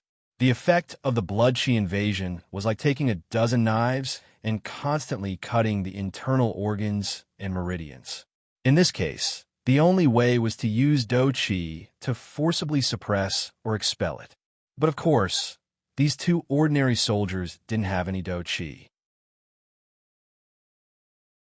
In an instant, the 2 soldiers' bodies began to distort and sweat appeared on their foreheads. Amidst the incessant screams, his body was like a fish out of water, flopping and trembling. His arms continuously pounded on his chest, as if he was trying to suppress the pain inside, but also as if he was trying to use the external pain to distract himself. But this was far from enough. I'll talk. One of the soldiers couldn't bear it and roared in pain. Unexpectedly, the other soldier directly answered Tang In's question. Garrison, we're here to protect the safety of the supply route. Not bad. You've learned how to answer first. Congratulations. Tang In pressed his arm on the soldier's body and retracted the blood chi. Huff. The soldiers stopped twisting and gasping for breath. David, bring this soldier over there. Let everyone test their swords on him. Be careful not to hit the vital parts at first. Damn it, I don't believe that I can't train you. Yes. David lifted the soldier who was still struggling, and all the members of the gray space followed with pale faces. Let's do it again. You mentioned supplies just now. What supplies are they? Tang In squatted down and asked. Suddenly, a scream came from the other side. Tang In frowned and turned his head. Please, shut his mouth. Sorry, you can continue. Yes, boss. David responded from afar. The soldier trembled. I'm not too sure.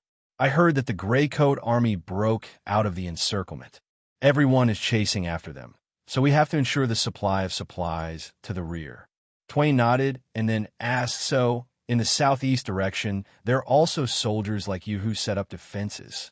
Yes, yes. Huff. Okay, last question. When you came, did you see or hear a group of gray-coat army passing by? No. Mem. Thank you. I'll bear you later. Thank you. You're welcome. He waved his dagger. Hiss. Tang got up. Of course, the soldier didn't know too much. Based on what he knew, Tang, In, and the others were in a bad situation. They were surrounded by trees. After a while, David came over with the other members and spread his hands. Boss, I'm sorry. I lost too much blood. Tang In nodded and looked at the group of members who had unnatural expressions. He took a deep breath and said, I don't want to see what happened today a second time. You chose your own path. It's not easy to be a hero. There are still many dangers ahead of us.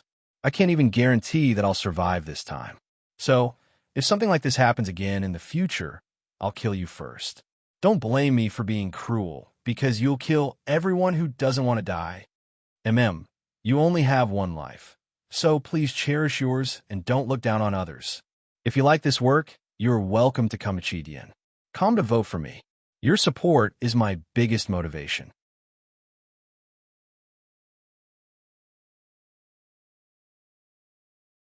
Chapter 170. The bonfire crackled, and the members of the gray space were silently cleaning up the scene.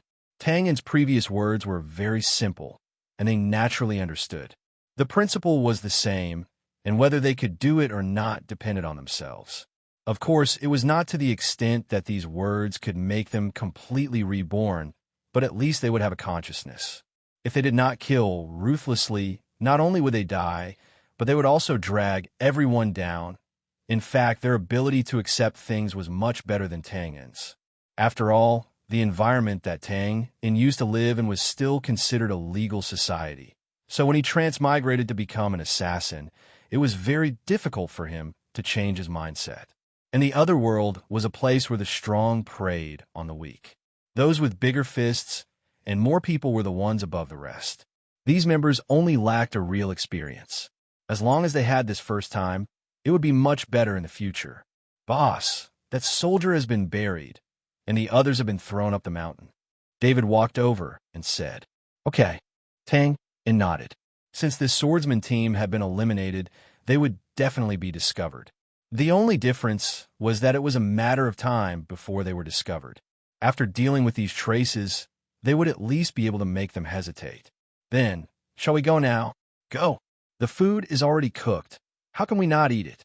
Tang Yin walked to the bonfire and picked up the roasted pigeon that had fallen on the ground. After eating and taking some food, Tang Yin continued to lead the members of the gray space to the west. Due to the complicated terrain, there were not many checkpoints that they had to go through like just now. Tang Yin and the others deliberately chose remote paths and bypassed 3 lines of defense over the mountains. Finally, they had a short rest in a more secluded ravine. In the open space in the mountains, all kinds of colorful tents were scattered. Some were sewn with coarse cloth, some were military style, and some were pieced together with old clothes. Under the illumination of the fire, they looked like bright mushrooms from afar. A girl in a white robe walked among them, as if she was looking for something. From time to time, she would gesture to some people, but most of the answers she received were shaking her head.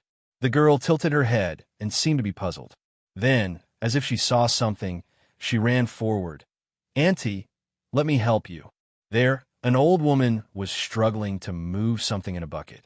This young girl didn't seem to be good at this kind of work, but relying on her young age, she still shakily lifted it up. The old woman kept thanking him as she supported him. Finally, the two of them worked together to move the wooden barrel into a small, old, gray tent. Auntie, you live alone? Is there no one else in the house? The girl wiped the sweat off her forehead and asked as she looked inside.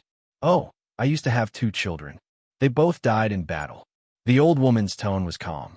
Then she smiled and said, Thank you so much for just now, little girl. I'm sorry.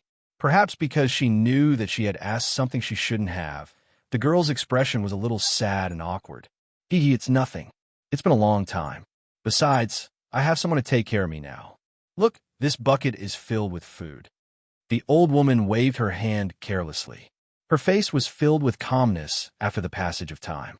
The young girl pursed her lips and changed the topic. Auntie, can I ask you a question? Of course. Well, have you seen a young man? He looks ordinary. Oh, his eyes are very thin and long. His name is Tang Yin. He should be living with you. Tang Yin. I haven't heard of him. The old woman thought for a while and finally shook her head. Oh, thank you. Then, the young girl held the old woman's hand and chatted for a while.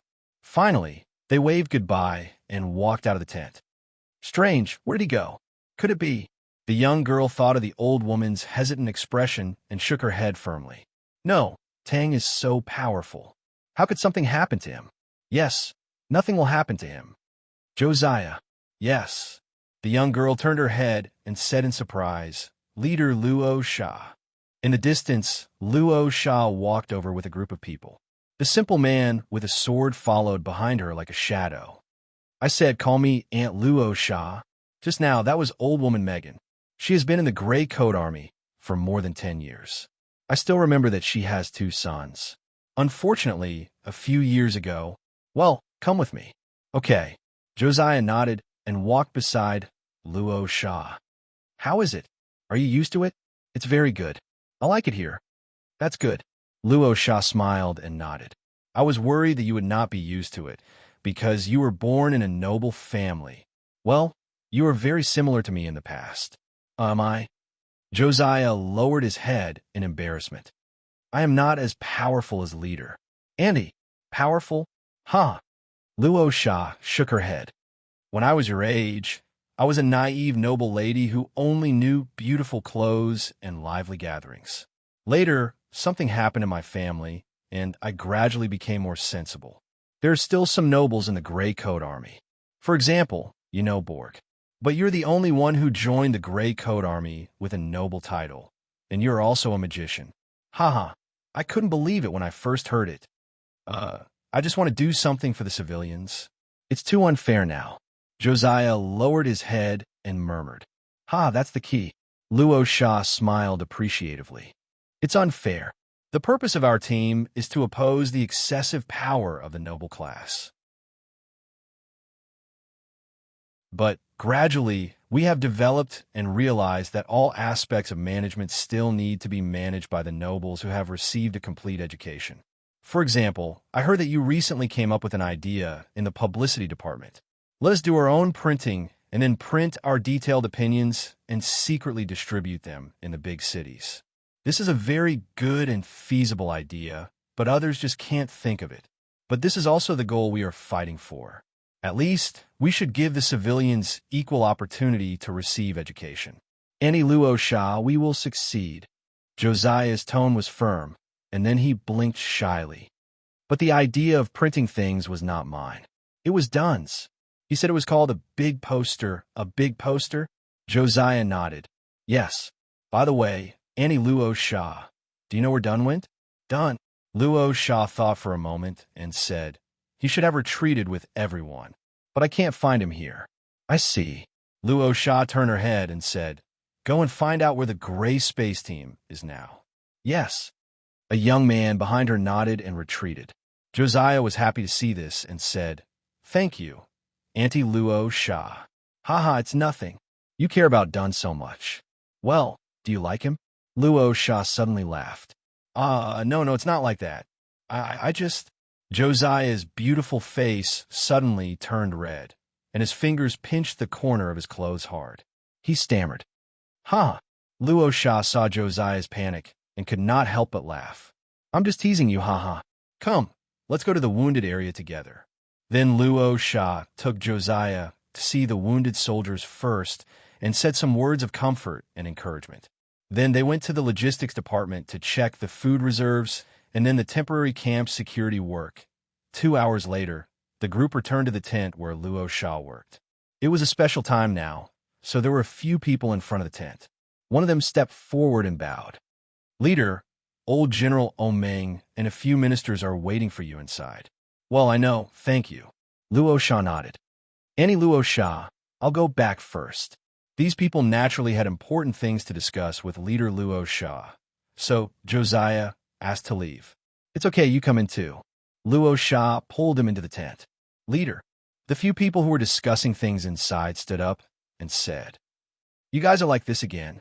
Luo Sha looked helpless and asked everyone to sit down. Although Luo Sha did not seem to care, everyone waited for her to sit down before they sat down. Josiah stood behind Luo Sha. As for the simple-looking man holding the sword, he found a corner and sat down with his eyes closed. Leader, old General Omeng handed over a stack of papers and said, This is the number of casualties of our soldiers. Sigh, I didn't command well. It was no wonder he said that.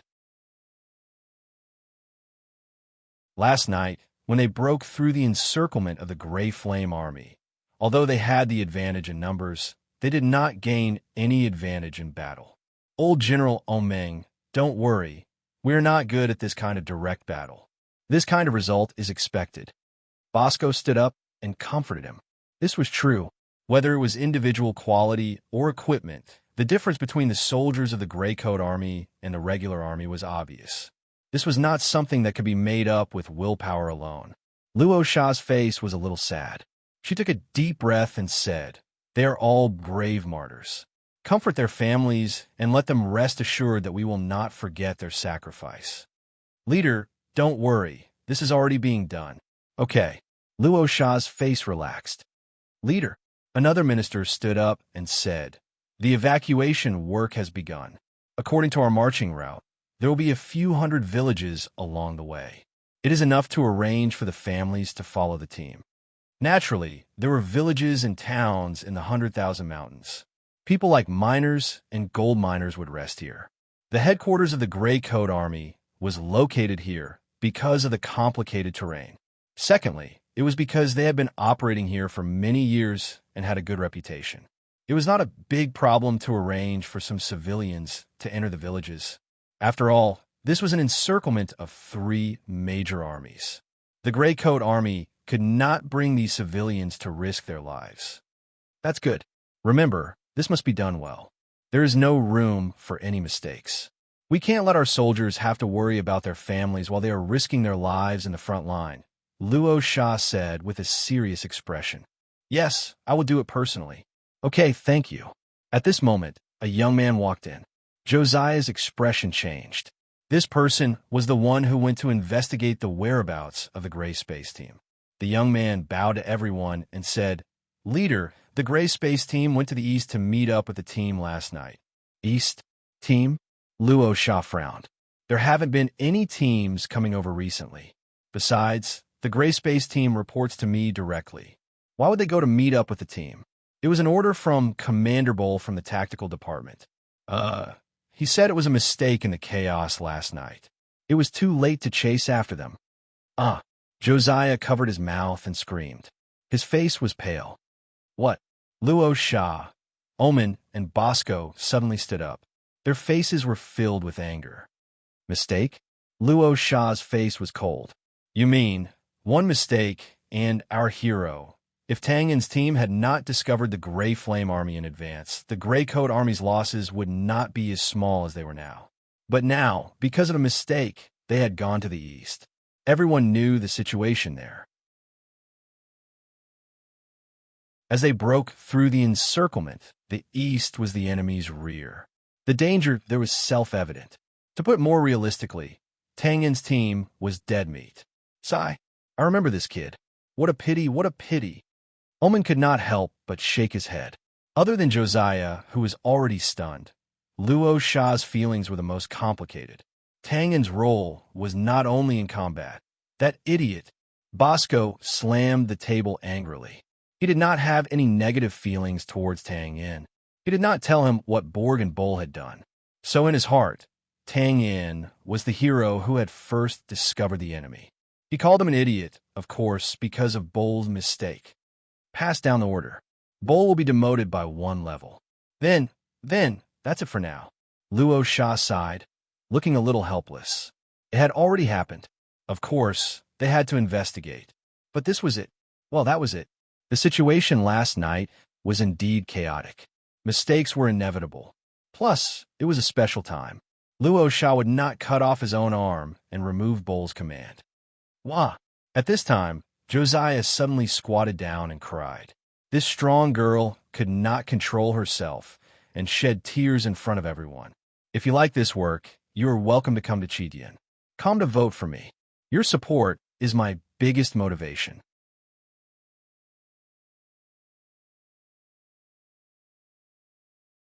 Chapter 171.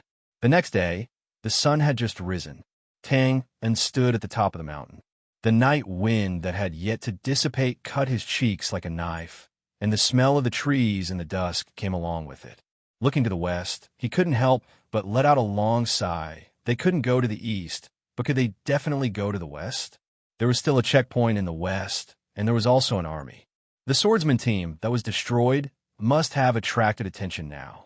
Maybe the only thing that was slightly better was that there was a glimmer of hope in the west. This glimmer of hope was to break through the blockade and then pray that they wouldn't encounter an army.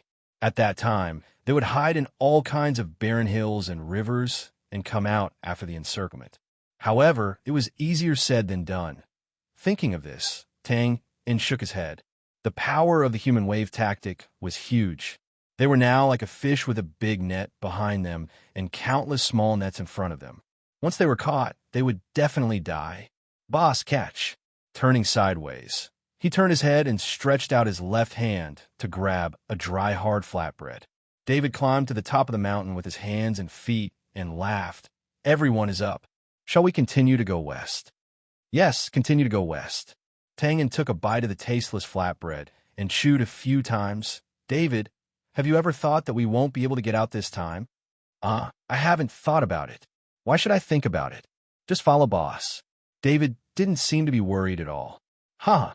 Tang laughed and didn't say anything more. However, David's words still made him feel a little emotional. Yes, he was no longer a lone ranger, but a team leader. Yes, this time he must bring them back.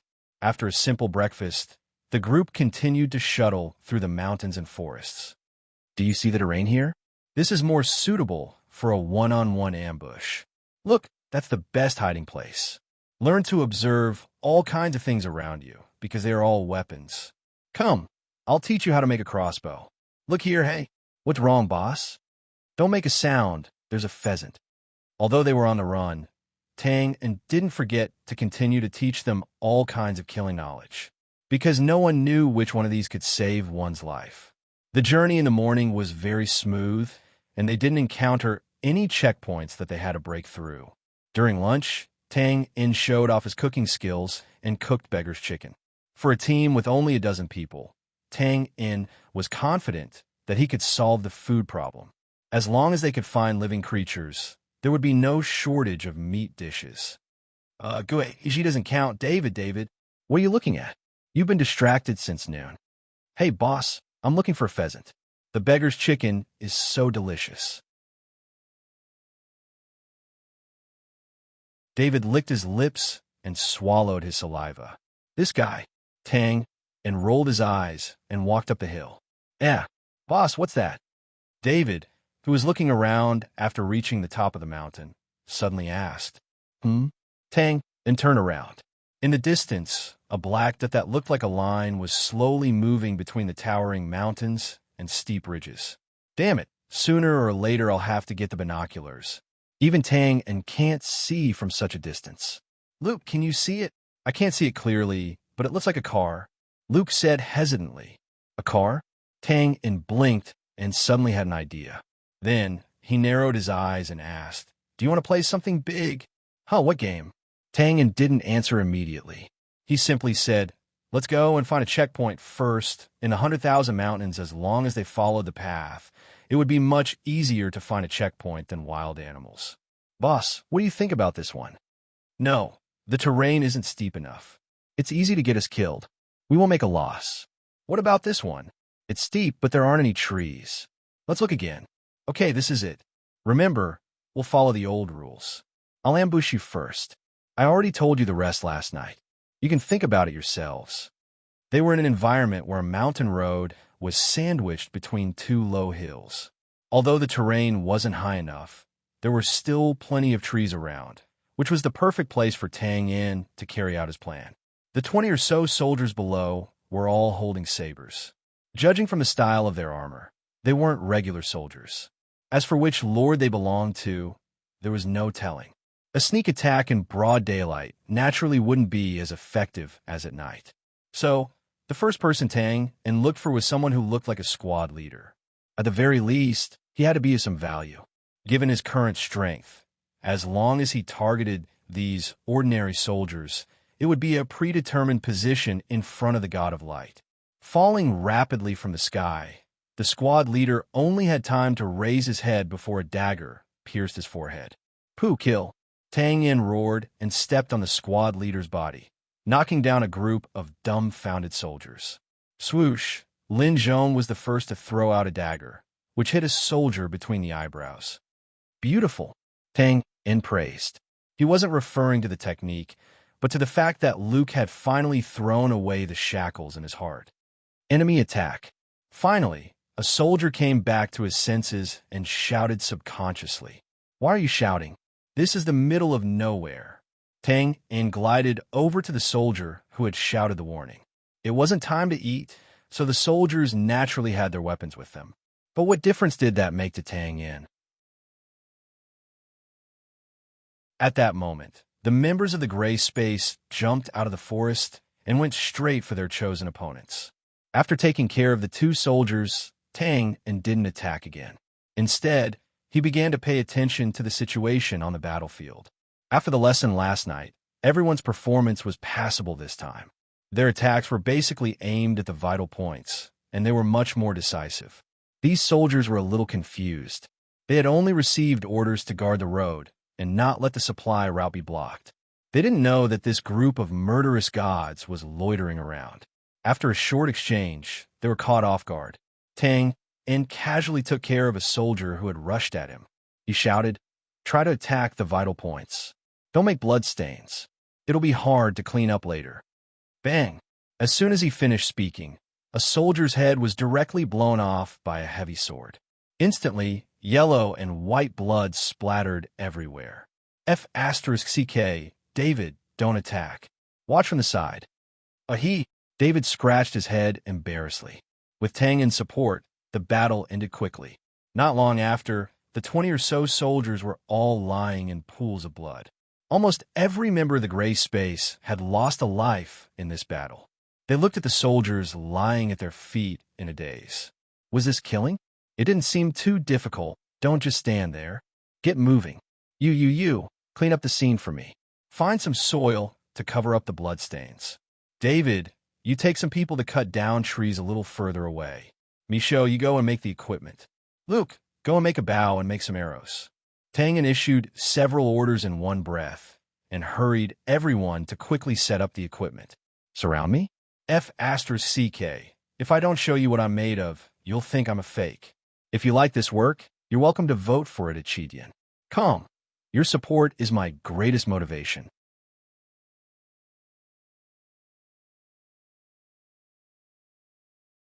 Chapter 172. Clatter, clatter, clatter. The sound of heavy horse hooves could be heard. Dozens of fully loaded carriages covered in oilcloth were moving slowly on the mountain road. The road was rugged, so it was very difficult to travel. When they encountered potholes, they needed someone to push them from behind. This made the soldiers complain incessantly in their hearts. Everyone, hold on a little longer. We'll rest after a while. A person who looked like a captain shouted from the front. Yes. The soldier responded weakly, but he kept cursing in his heart. Damn, it's easy for you to say. If you have the ability, get off the horse and push us. Needless to say, it was obvious that this was a small transport team delivering supplies to the army in front. The roads in the 100,000 mountains were known to be complicated and difficult to travel. Under such circumstances, transporting supplies was undoubtedly difficult. Therefore, the rear of the military simply sent a large number of soldiers to guard the road and then sent out the supplies separately. This way, the transportation would not be obstructed because of blockages along the way. Moreover, No matter how many twists and turns the mountain road was, they would eventually arrive. The only difference was that they would arrive a day earlier or later. Captain. The soldier in front was stunned for a moment and suddenly called out. What's wrong? The captain urged his horse forward and asked. Because there were soldiers at checkpoints every few kilometers, there was no need to send any scouts. The captain was also stunned when he came over. This is more than 1,000 meters in front of them, a building about 10 meters tall that looked like an arch rose from the ground. From afar, it looked like a towering mountain stronghold. This is a checkpoint? Which idiot came up with this idea? Don't they have anything else to do? Indeed, to have such a solemn attitude in this desolate mountain range was really a pain in the ass feeling of having nothing better to do. As the transport team gradually approached, the arched building became more and more clear. The entire building was made of wood. Below it were 10 or so thick logs used to support it. Above it were layers of short logs, as if to make something like a watchtower. The soldiers raised their heads and looked at the towering building, a little stunned. There's no door yet. What's the point of making this? Some of the soldiers with sharp eyes noticed that the arched building was empty in the middle. There was no cover at all. Even if you were bored and wanted to make a defensive bunker, you should at least build a door or something. Otherwise, wouldn't the defense be zero? Isn't there a barricade? Maybe the main gate hasn't been built yet. Hey, do you think these guys were carpenters before they joined the army? That's very likely. With this joyful mood, the transport team arrived a few dozen meters away from the building. At this time, 7 or 8 plate-armored soldiers came out to greet them. So they're the Lord soldiers. No wonder they're so weird. This plate armor style. It's Lord Hogan's, right? Don't you think this building is a little unstable? Why do I feel like it's going to collapse? Bye-bye, you jinx, shut up. The guards walked over and saluted the captain who was sitting on the horse. I say, brothers. The captain waved his hand and laughed. What are you guys doing? Building a castle? The soldiers behind him couldn't help but laugh. The guard who looked like a captain also revealed an embarrassed smile on his face, looking rather embarrassed. Sorry for making a fool of myself, sir. This is just us brothers fooling around. I see. The captain smiled and then asked, Why are there only a few of you? Where are the others? The guard were in groups of 20, and there were only 7 or 8 of them in front of him. There's still some brothers who want to cut down trees. The captain scratched his head and said embarrassedly, The captain opened his mouth and was a little speechless. So this group of weird soldiers wanted to build this project successfully. After all, they weren't his soldiers, so he couldn't say much. So the captain just curled his lips and waved his hand behind him. Bring over the provisions of our brothers. The soldiers guarding the checkpoint naturally needed to eat and drink. Although they brought military provisions when they set out, it was only for a day's worth of provisions. The rest of the provisions were provided by the transport team along the way. Thank you. We wouldn't dare to trouble you. We will do it ourselves. After nodding and bowing, the captain asked the soldiers behind him to move forward. At least they know how to behave. The captain chuckled and didn't object. Naturally, there wasn't much for 20 people to eat and drink. Even if it was 3 days of ration, there were only a few bags. Gasp! The captain who was directing the transportation suddenly had a change in expression. He took a few deep breaths and then looked at the carriage behind him. This is olive oil. Why, brother, do you want it? The captain's exaggerated behavior naturally attracted the attention of the people around him, and a soldier curled his lips and laughed. I want it. I haven't had any oil in my stomach for a few days. The captain smiled fawningly and took advantage of the situation. That soldier looked at the captain in front of him. These were supplies for the army, so he didn't dare to touch them. The captain looked at the fawning soldier and felt a sense of superiority. He waved his hand carelessly. Give them a bucket. Thank you. The captain's face was full of excitement, and his ordinary face was full of smiles. What are you waiting for? Hurry up and move the barricades away. The captain ran back with a bucket of olive oil and loudly shouted at his soldiers to move the barricades. Then he said with a fawning face, "Please, please, ha!" The captain laughed heartily, and his face was full of self-satisfaction. With a wave of his hand, the transportation team slowly entered the circular arched door. Behind the arched door, there were many wooden planks and branches on both sides of the mountain road. Needless to say, these were definitely used for construction. "Please, please." The captain held the oil bucket and bowed continuously. As a soldier, he naturally had some courage. Seeing that the captain was so spineless, the soldiers in the transportation team couldn't help but smile contemptuously and didn't even look at him. So, no one noticed that the captain's fawning smile had turned into a smile of a weasel looking at a chicken entering the nest. When the team was halfway through, the captain straightened his back. The smile on his face didn't fade, and his long and narrow eyes narrowed, and he suddenly shouted, "Do it!" As soon as he finished speaking, the captain stepped on the ground and instantly jumped onto the roof of the carriage. The oil bucket in his hand was opened at some point, and the yellow liquid was lightly dripping onto the oilcloth. Then his figure flashed, and he was on another carriage. "Break for me." At this time, a strong soldier beside the arched door raised his heavy sword and instantly chopped down on a thick piece of wood. Bang! The sword cut through the wood, and the 10-meter-tall arched door made creaking sounds and swayed left and right. "Break for me again." He raised his heavy sword again. Bang! Another thick piece of wood broke. Then he took off his sword and left, not waiting to see the result. Creak! The huge arched door behind him couldn't support it anymore, and the wood began to roll down with a rumbling sound. Everything happened in an instant. The soldiers looked at the scene in front of them in a daze, and they couldn't come back to their senses. What were they doing? They weren't satisfied with the construction, so they wanted to tear it down. Before the wood on this side fell to the ground, a large number of trees rolled down from both sides of the mound. The front and back were completely blocked. The war horses neighed and raised their front hooves in fright at the scene in front of them. Bang! The captain, who was in a daze, was directly thrown to the ground.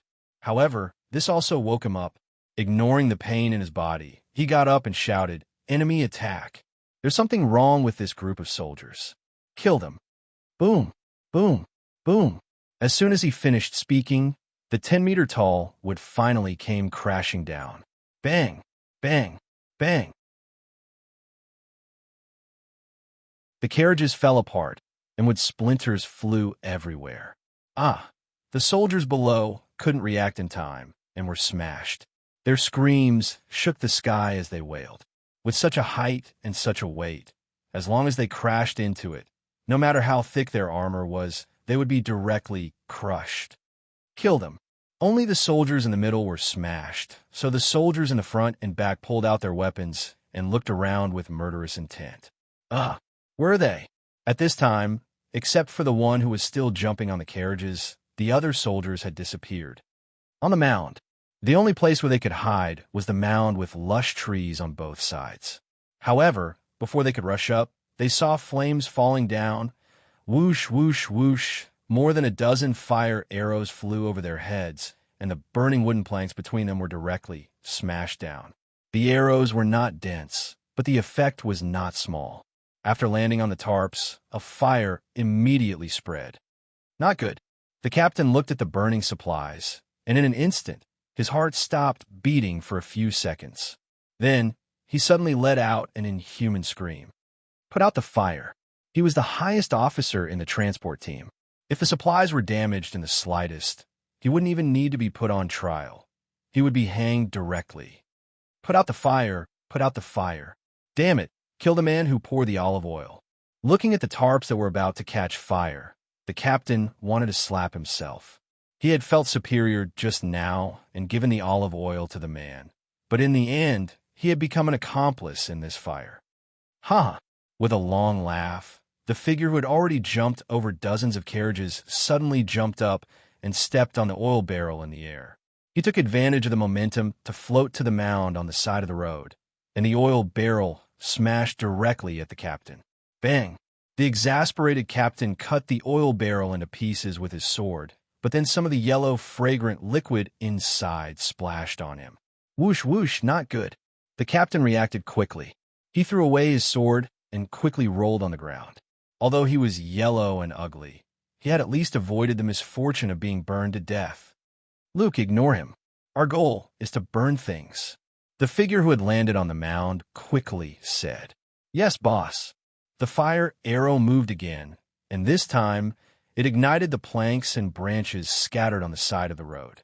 Needless to say, these people were none other than Tang In and the members of the Gray Space. After confirming that it was the supply team on the hilltop, he had come up with this plan to burn the supplies. The seemingly majestic giant arch was, in fact, just a piece of tofu dregs. The only thing that could support it were a few tree trunks. As long as 2 of them were broken, the gate would collapse. As for the rolling logs that fell from above, they weren't just to hurt the enemy, but also to ignite the fire. So, the fire in the middle of the transport team was the fiercest. Also, the supplies were all buried under the burning logs and couldn't be rescued even if they wanted to. David, smash that carriage. There's olive oil inside. Okay, a piece of burning wood was thrown down. The target was too big, and David didn't miss. Whoosh. The fire in front of the team instantly soared into the sky, and the soldiers on the side were so frightened that they kept retreating. Huh! Everybody burst into laughter on the mound. At that moment, there were the neighs of panicked horses, the wails of injured soldiers, and the cries for help to put out the fire and so on. It was like a feast. To be continued. If you like this work, you are welcome to come to Chidian. Come to vote for me. Your support is my biggest motivation.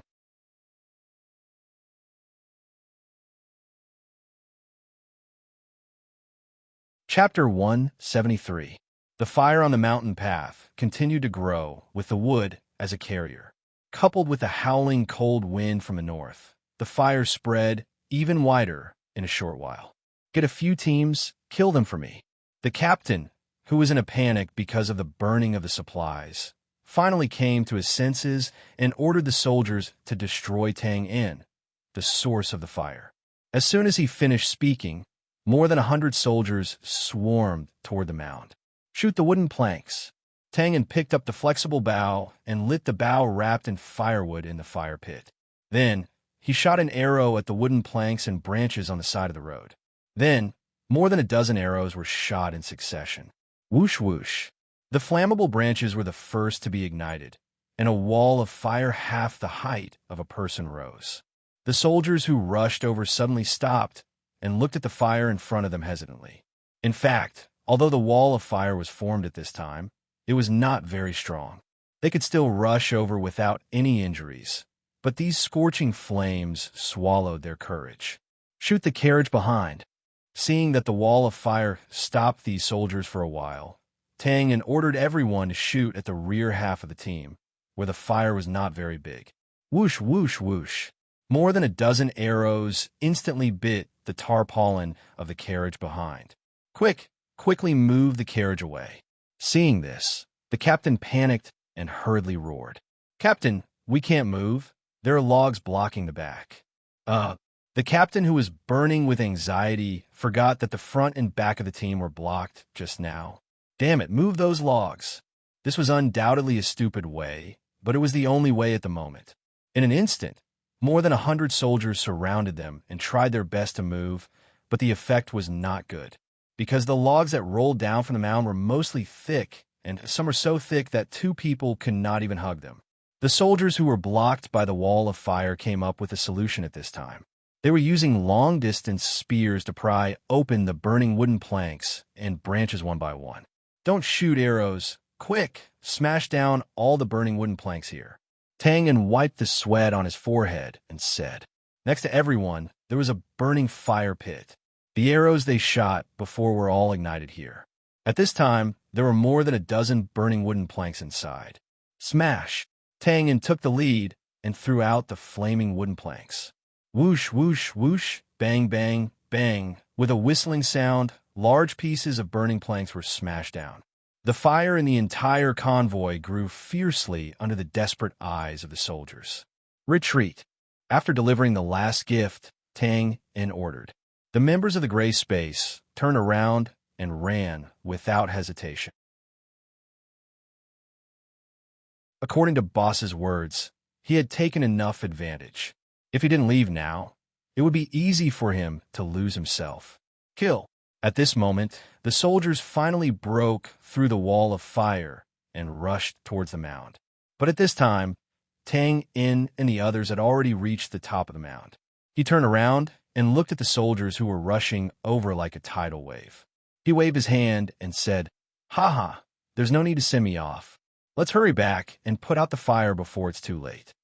After leaving these sincere words, Tang In disappeared behind a mountain.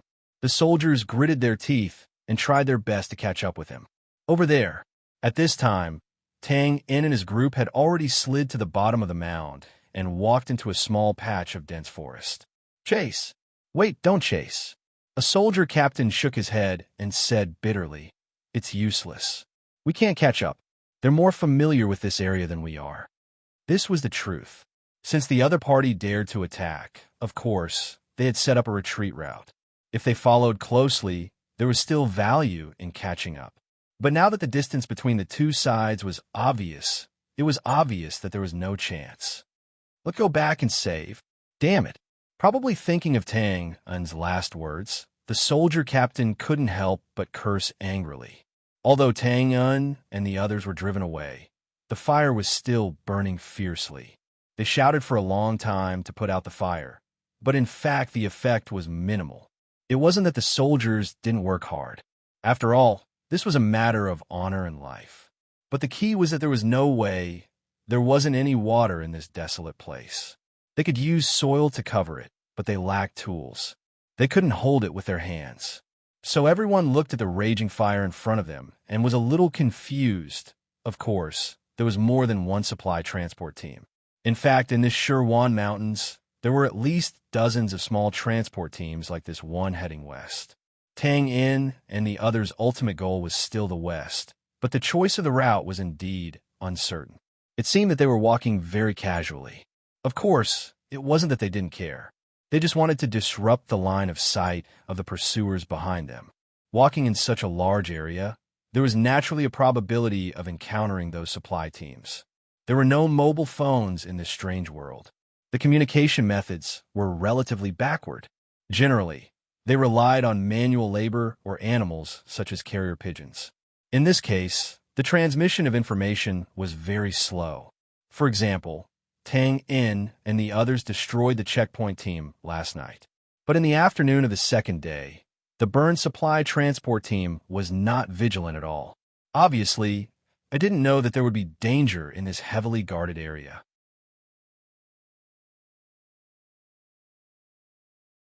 At the same time, the other transport teams should not know about this either. With the first successful experience, the gray space was much more familiar with setting fire to this place. In one afternoon, they happened to encounter 3 supply teams.